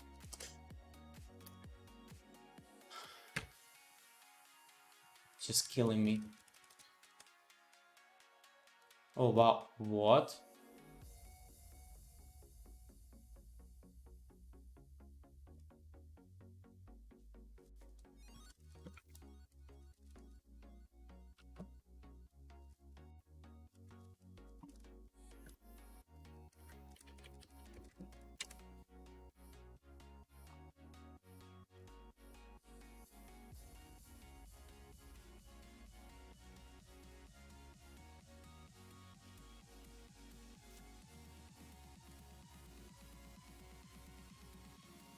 Oh, yeah.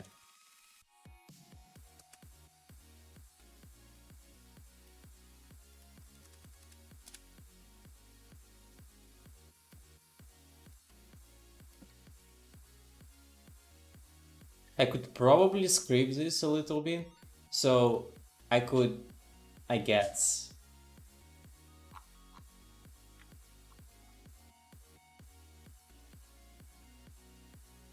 just have a list and like pick them up from here. But again, I don't think this automation is warranted here at all.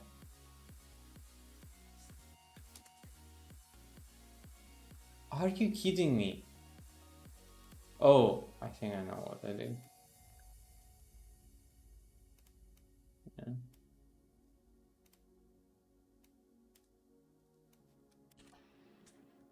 Next.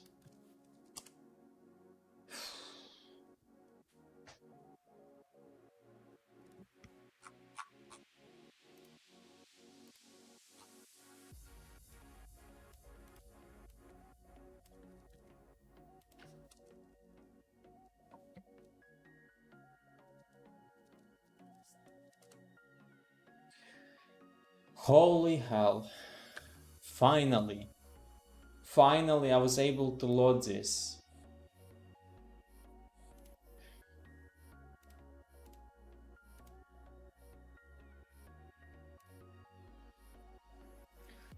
It's only me who can be stuck on the first step in the tutorial for an hour.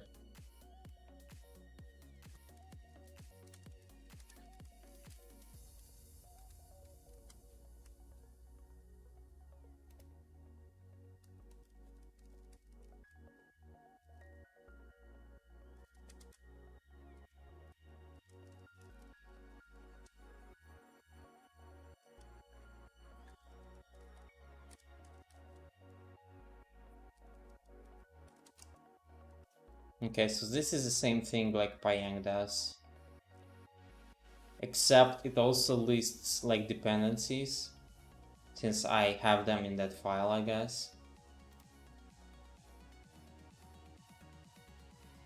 Okay, at least we are getting somewhere. But again, like, what's the proper way to generate these? Like, I don't know.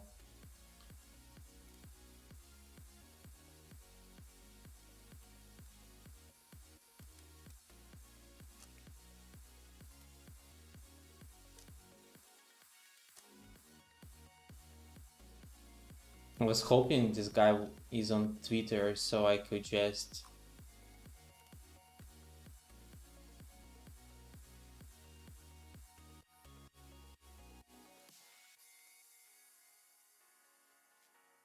Okay, let's keep going here. Okay, now we can load JSON encoded instance document and validate it against data1. Okay, so now we could take this OC-lldp, I guess, and verify it against thing, against the model, right?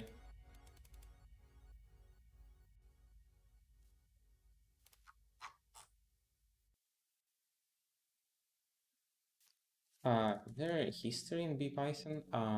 Let's see.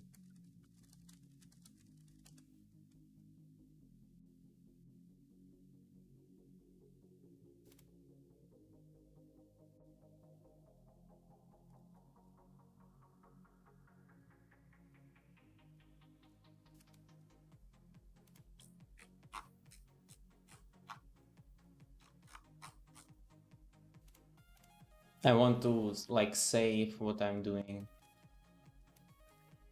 somewhere.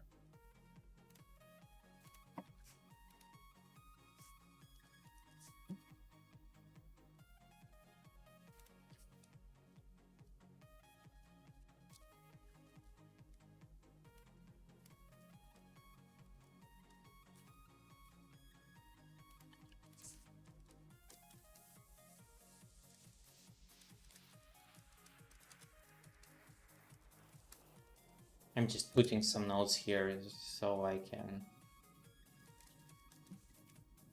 use in models, models, whatever, with dependencies.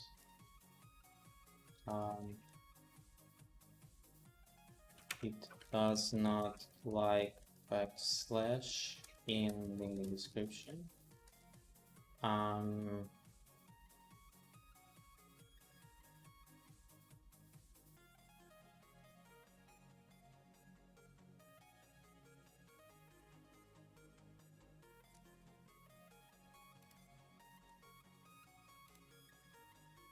Doesn't like backslash in the description.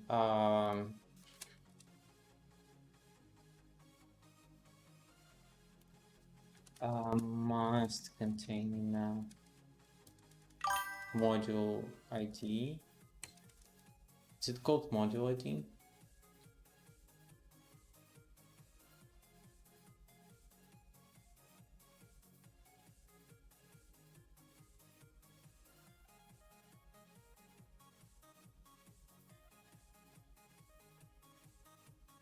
I have secure CRT logs, but I still want to have like Python file which I can execute. Okay, we also need how it's called module set ID. Must which seems to be accepting random ID. Okay. So then we did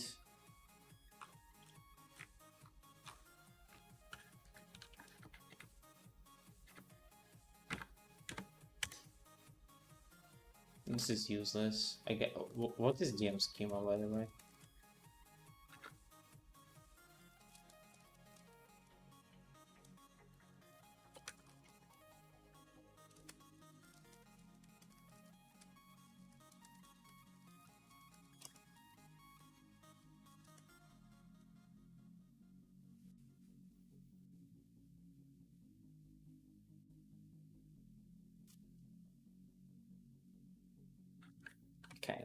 children is interesting. Let's do children 0.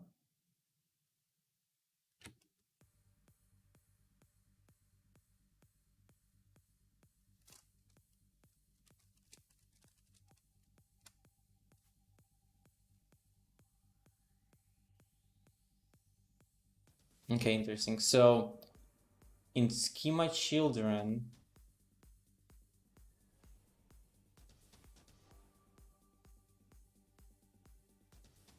we have ITF inter. Let's do the last one. I think this should be LDP. Yeah. Namespace, name, top level connect. Okay. So all the models from the library are kind of, well, not kind of, they are parsed. And then they are stored in these children. And then let's do another children.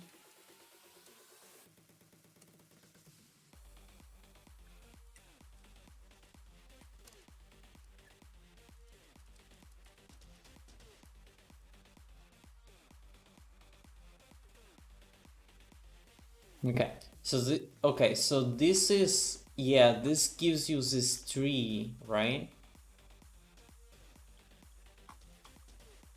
So we went here, then we went here, and you can explore all of these pieces. I think I want to go further, you know, just to check.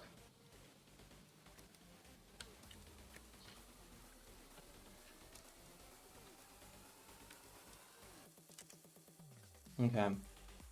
Let me open it here as well.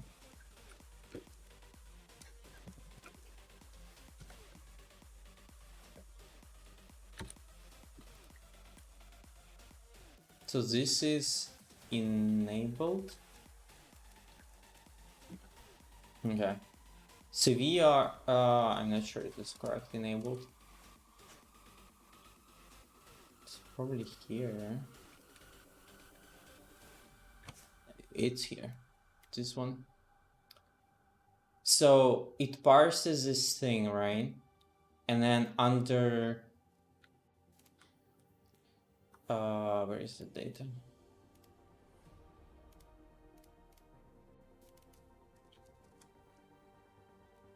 So this one, this one, this one, yeah?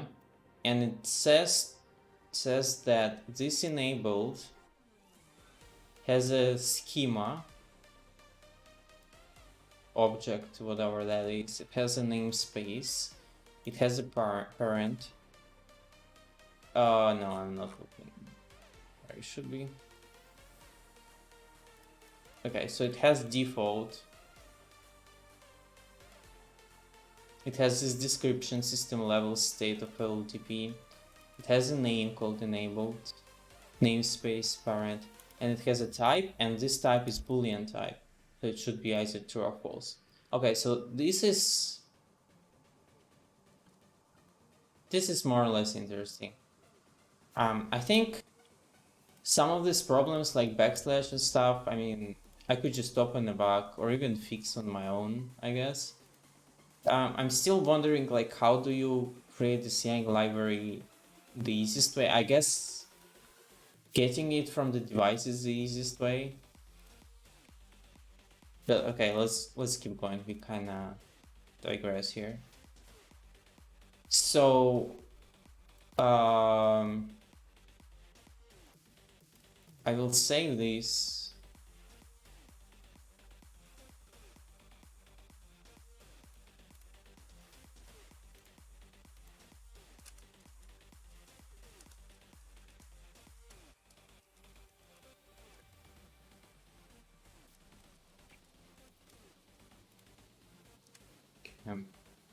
Then there was also ASCII, or what was it called?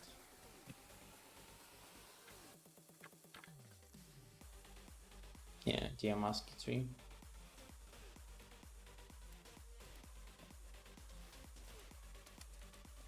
Display Yang tree similar to Yang. Cool. At least we got somewhere. Okay, so now this is like the most interesting piece, right? So we want to load this file, right? I will put it here. So this open data oc ldp JSON read. Alright, I read this default, I guess, so I don't care. So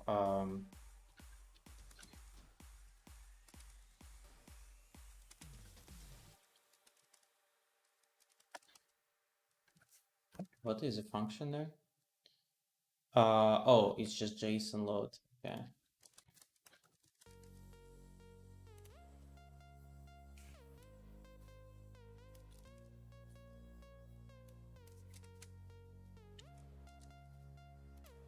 Okay. So CLDV. Oh, this is of course should be underscores.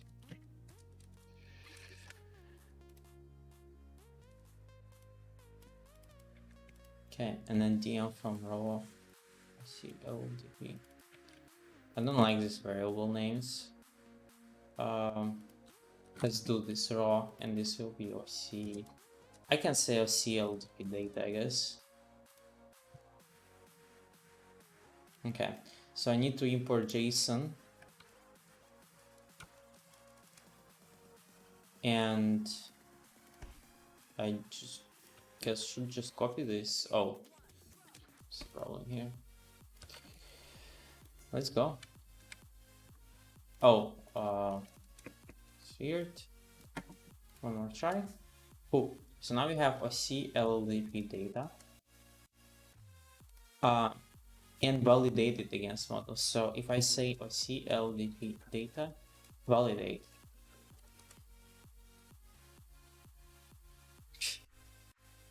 RIP. Config member not allowed state.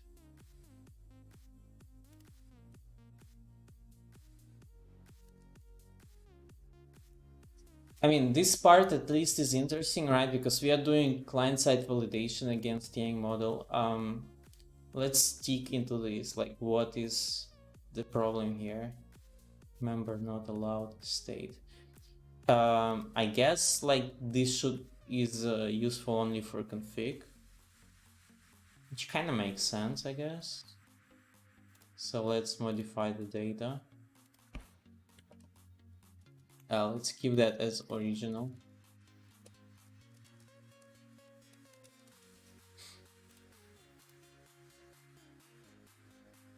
Okay, and I think I could just delete this state thing. Yeah, because it only expects the config things, and this is read only. So we will delete this thing. I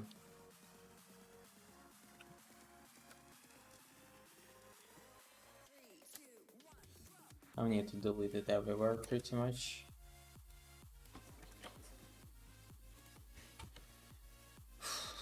That's a little work.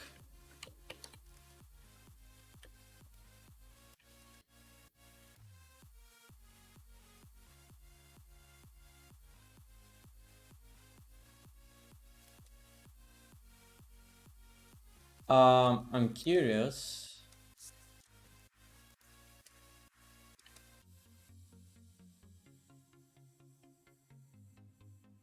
Oh, hold on a minute. C type content.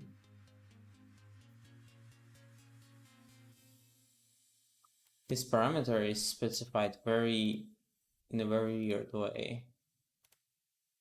Let me see if I can find this.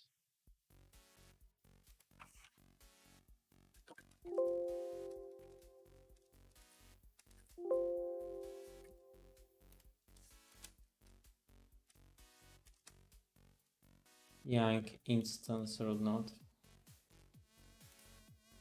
Let's go. Okay.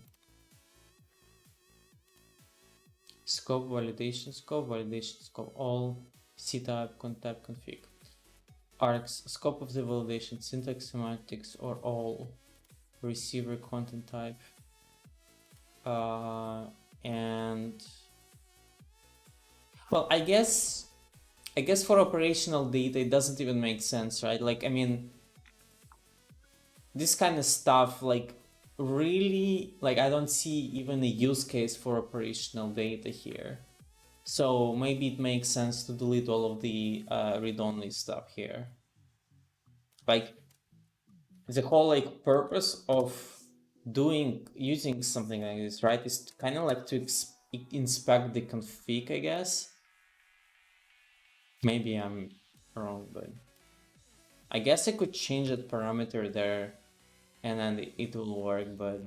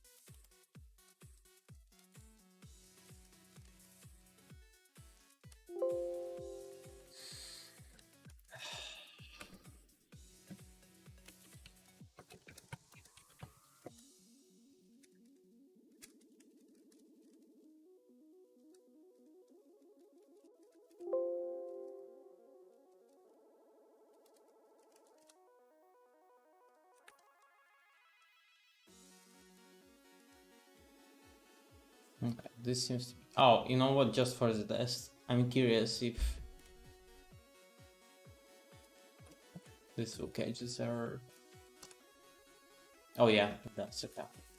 Cool, I actually have to save this validating JSON without installing any package.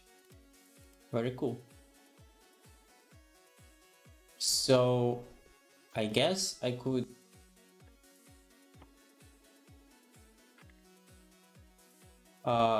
see, it's good that I saved all of these in the file. So I can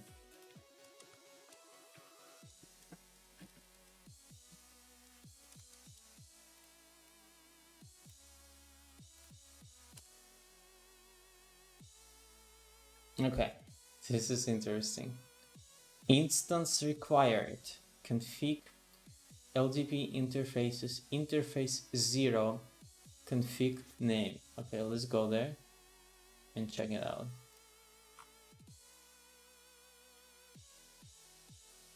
Okay, LDP interfaces, interface 0, config name. Well, we have it, so why do we complain here? I have it over here. Instance required.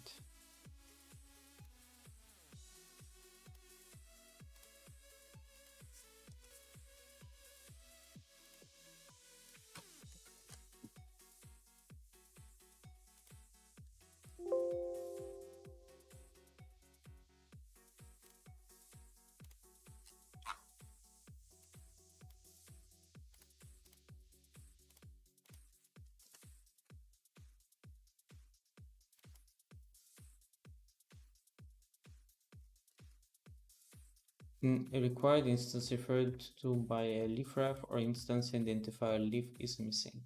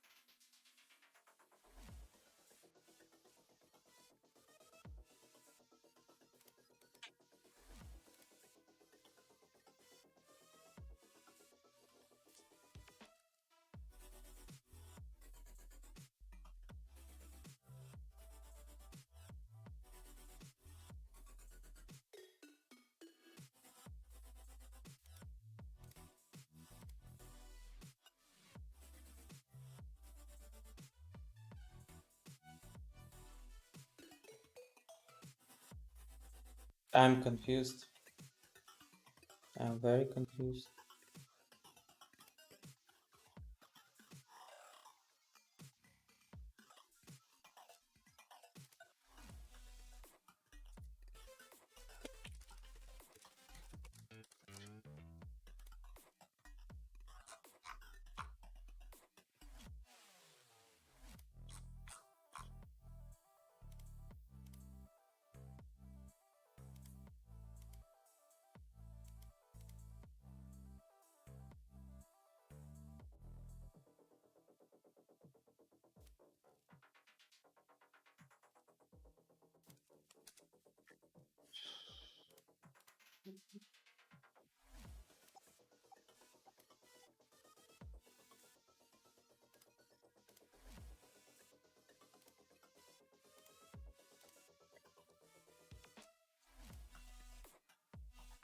Okay, let's try this. We see LTP simple.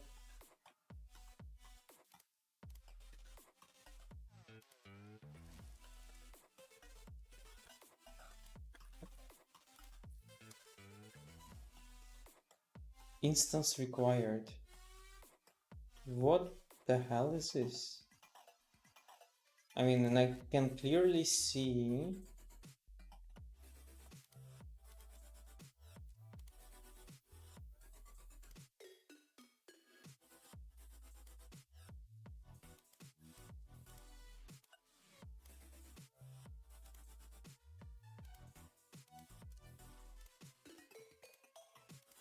I mean, if this will fail, like, I will be even more confused.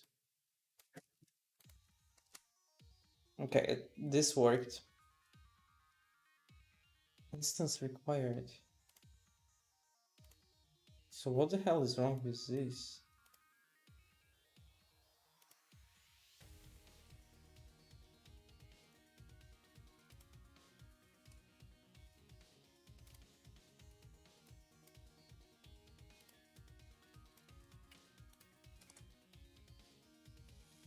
openconfig-lldp interfaces interface.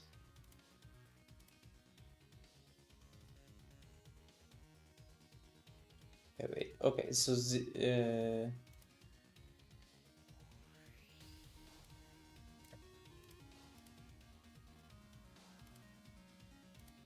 openconfig-lldp interfaces interface 0 please config please name instance required.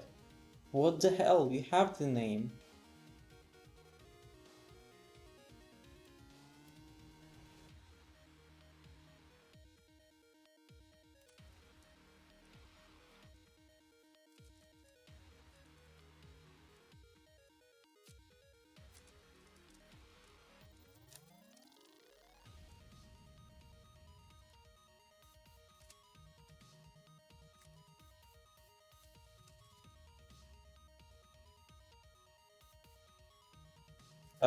Something broke.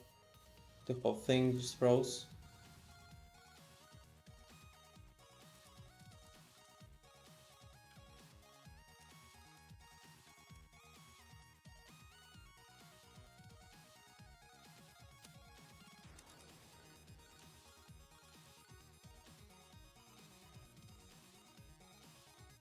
Config in no interfaces interface is identified by the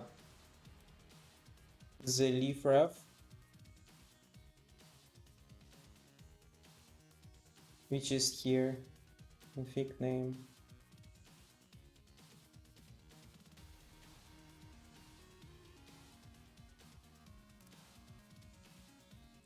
Okay, folks, I don't think I mean this is obviously correct. I can, you know, just to, I guess, make a point. No, it's not about making a point. It's about like just for testing. Show run I interface LTP.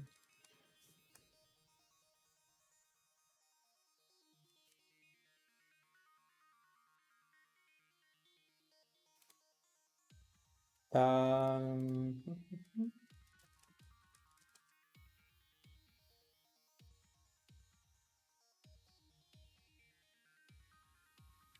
enable or disable LDP protocol on the interface.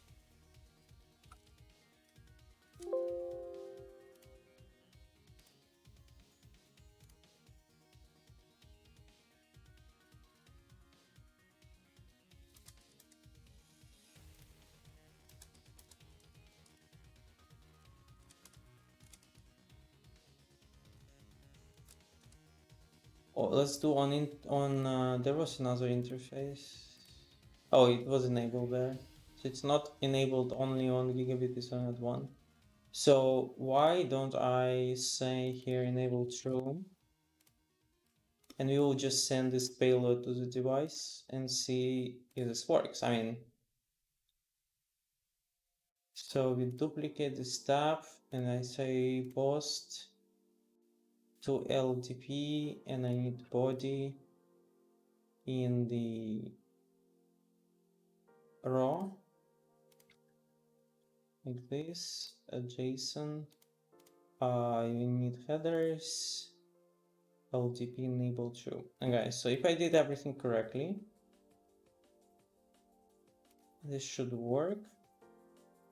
Unknown element in LDP. Okay, yeah. Yeah, with post you do either like this. Object already exists. Okay, then LDP and then interfaces.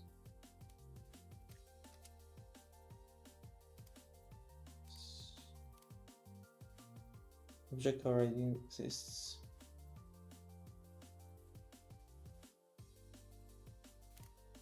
So then, I don't know. I think you do LDP interfaces, interface where name is equal to gigabit 1. Let's do get first.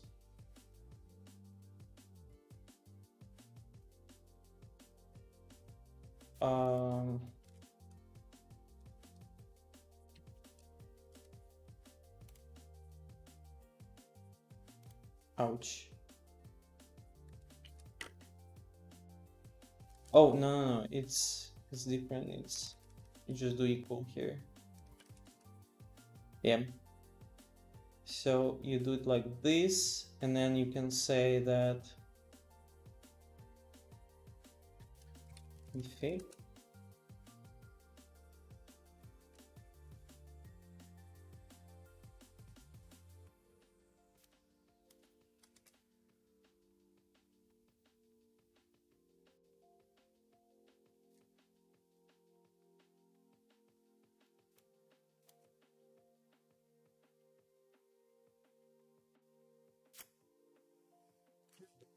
for some of the things.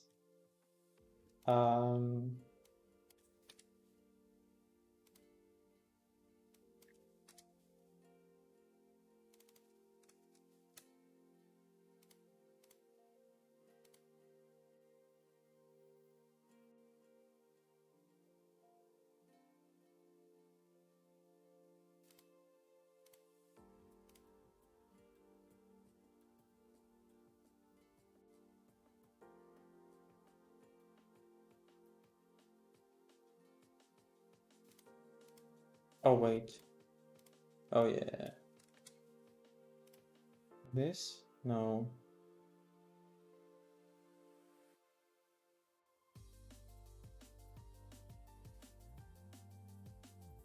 Missing element interface.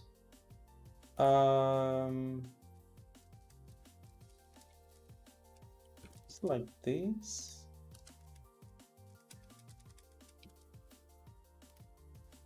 Yeah, like this. So this will enable LDP on gigabit 1.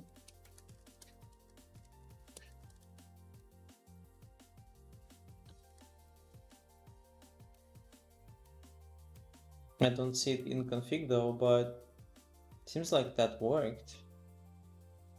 Yeah, you can see it over here. Yeah. So now it's enabled through here. So, wow.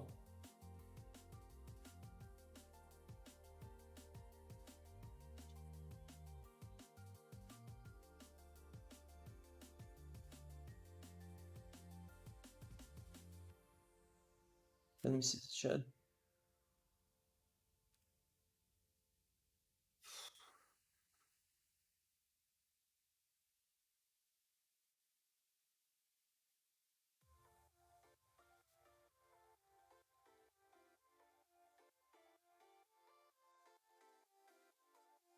I don't know, folks. I feel like, I don't understand why we are not passing validation here. I honestly don't. Like, there's openconfig-lldp interfaces interface 0 config name instance required. And for some reason, it's like things that we don't have it here, but we do. Let me delete that name on the top level for just a try.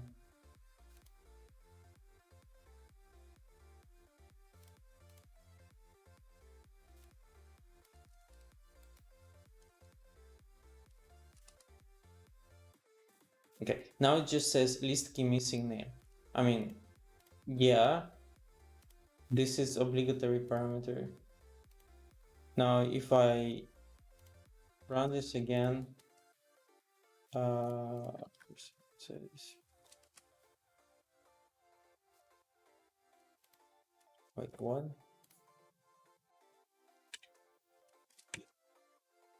Yeah, now it says config name instance required. I have it over here. What do you even mean?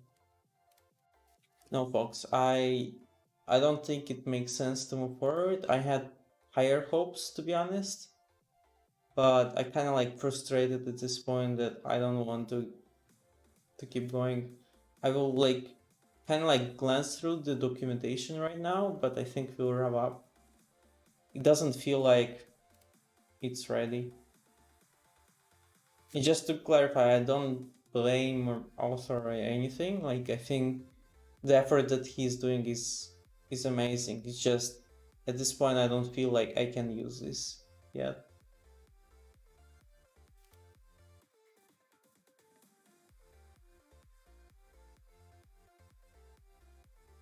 Okay.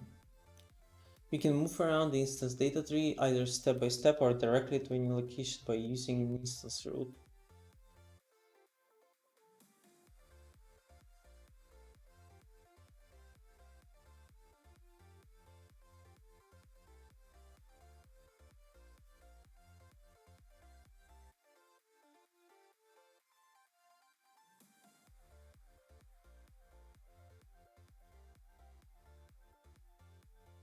Yeah, so here they changing this inwards to a different, so that they take the part of the tree and we move it to a different place. And then we can also like change file. We can pretty much do anything we want with this data here.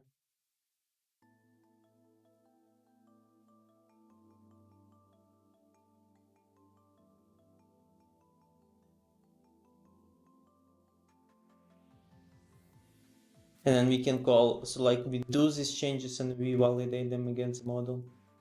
Again, in theory, it sounds all cool. Adding default values.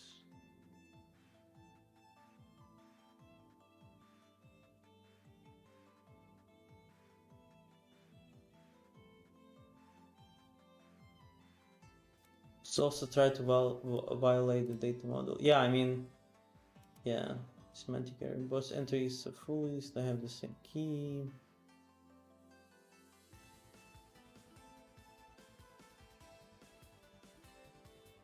Then we can like delete anything, move anywhere in up, down the tree. Okay. Yeah, I think. Wait, what about these XPaths here?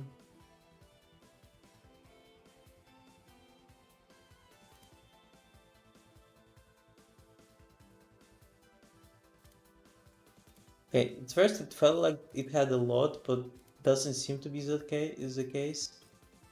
So let's do a wrap up. I'm tired for some reason, even though we are not going for 3 hours yet. So at the beginning of the stream, I shared with you some of my thoughts regarding Yang and NetConf and like what I see the gaps are to like build the cool applications on top of it. So two things that I mentioned was client-side validation. Another thing is that how to convert data from vendor neutral model, whatever that board model is, to platform specific models to an actual like put the data in the proper trees and stuff. One idea that I have was kind of like have a declarative language. It's almost like DSL, but very small one. And I think, did I delete that? Oh no, I deleted that. That's no cool. Oh no, I haven't. So like we have something like this, and then we have something like this, and then it will go and put this data in the proper place. I think it's doable, maybe in like some hacky form. Like I really wanted to have some kind of framework which would allow me to do this, but yeah. So after exploring this library, it feels like the client-side validation can be done. However, I encountered many different problems with the library so far. First of all, you have to create the how it's called? Yang library, right? And technically you can fetch it from the device using RESTconf, and it will give you a big list of all Yang models supported, but it just didn't work for us because the parser is not perfect. So parser doesn't like some pieces of these models, and it kind of breaks. And even like, for example, what was the stuff? It doesn't like backslash in description. So this is at least one thing. So like, if you have a bunch of models already created, right, and it has one of that, it kind of just breaks. You need to have this module set ID, and unless you fetch that from the device itself, like in my case, I just put some random number there, random ID. I don't feel good about putting something in random. Now, if you manage to overcome this, however, this one, like the problems with parser is already a big deal, right? Like if I cannot parse the models that my vendor provided for whatever reason, right? Like what do I do next, right? I cannot move forward with this. So this is like already kind of big, right? Obviously, like this is something that one could fix. Even I could probably fix given the time, but I'm not sure like I want to invest my time into this, if that makes sense. But if you manage to overcome this, exploring the Yang tree here is, I would say, kind of nice. So we were doing this DM schema, children. You can like go to any tree of the Yang model in programmatic form and understand what's going on there. This particular piece of like parsed Yang model, if that works, is pretty nice. Now, next thing is validation, right? And this was our client-side validation use case. And this is where we stumbled upon some other unknown problems. So I took some of the data from the device, openconfig-lldp data. Openconfig usually has a mix of config and state. So I deleted all of the operational data and I tried to do validation, and it didn't work. So then I was trying to make it as simple as I can, and we found out that this sample works, but if I add these interfaces, it doesn't. And the error message here doesn't make sense to me at all, because it says here openconfig-lldp interfaces interface 0, which is this, and then config name which is this and this, instance required. So it's kind of like doesn't see this name for whatever reason. It seems like another bug or something. Maybe I'm just using it correctly, whatever. I couldn't validate even this simple config piece against the real model. So like, you know, like I could go through their examples and make it work with their examples, but that doesn't give me anything. Like I want to apply it to my data, right? So here's my resume of this. I think it's an interesting idea. I think it has some of the concepts done right. However, it still has issues to be used against the real Yang models, parser issues or whatever.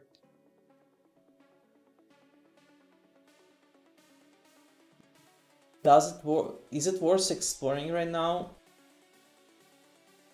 I don't have a good answer for this. From one perspective, it feels yes, because it provides you some of these programmatic APIs that, you know, otherwise you have to write your own Yang parser. It's not fun at all. So from that perspective, it's good and it could be useful. From another perspective, until a bunch of these issues are kind of like figured out or fleshed out in the docs or whatever the issue is, like you cannot apply it to things, right? Which is sad.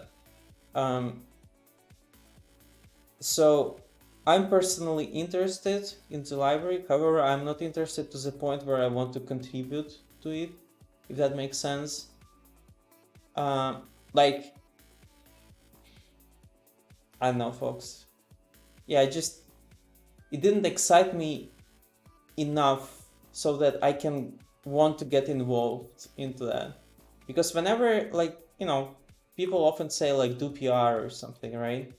It's not as simple. You have to spend probably evenings, multiple evenings, to at least understand like the code flow through the different modules and stuff. And sometimes it's interesting, sometimes it's boring work.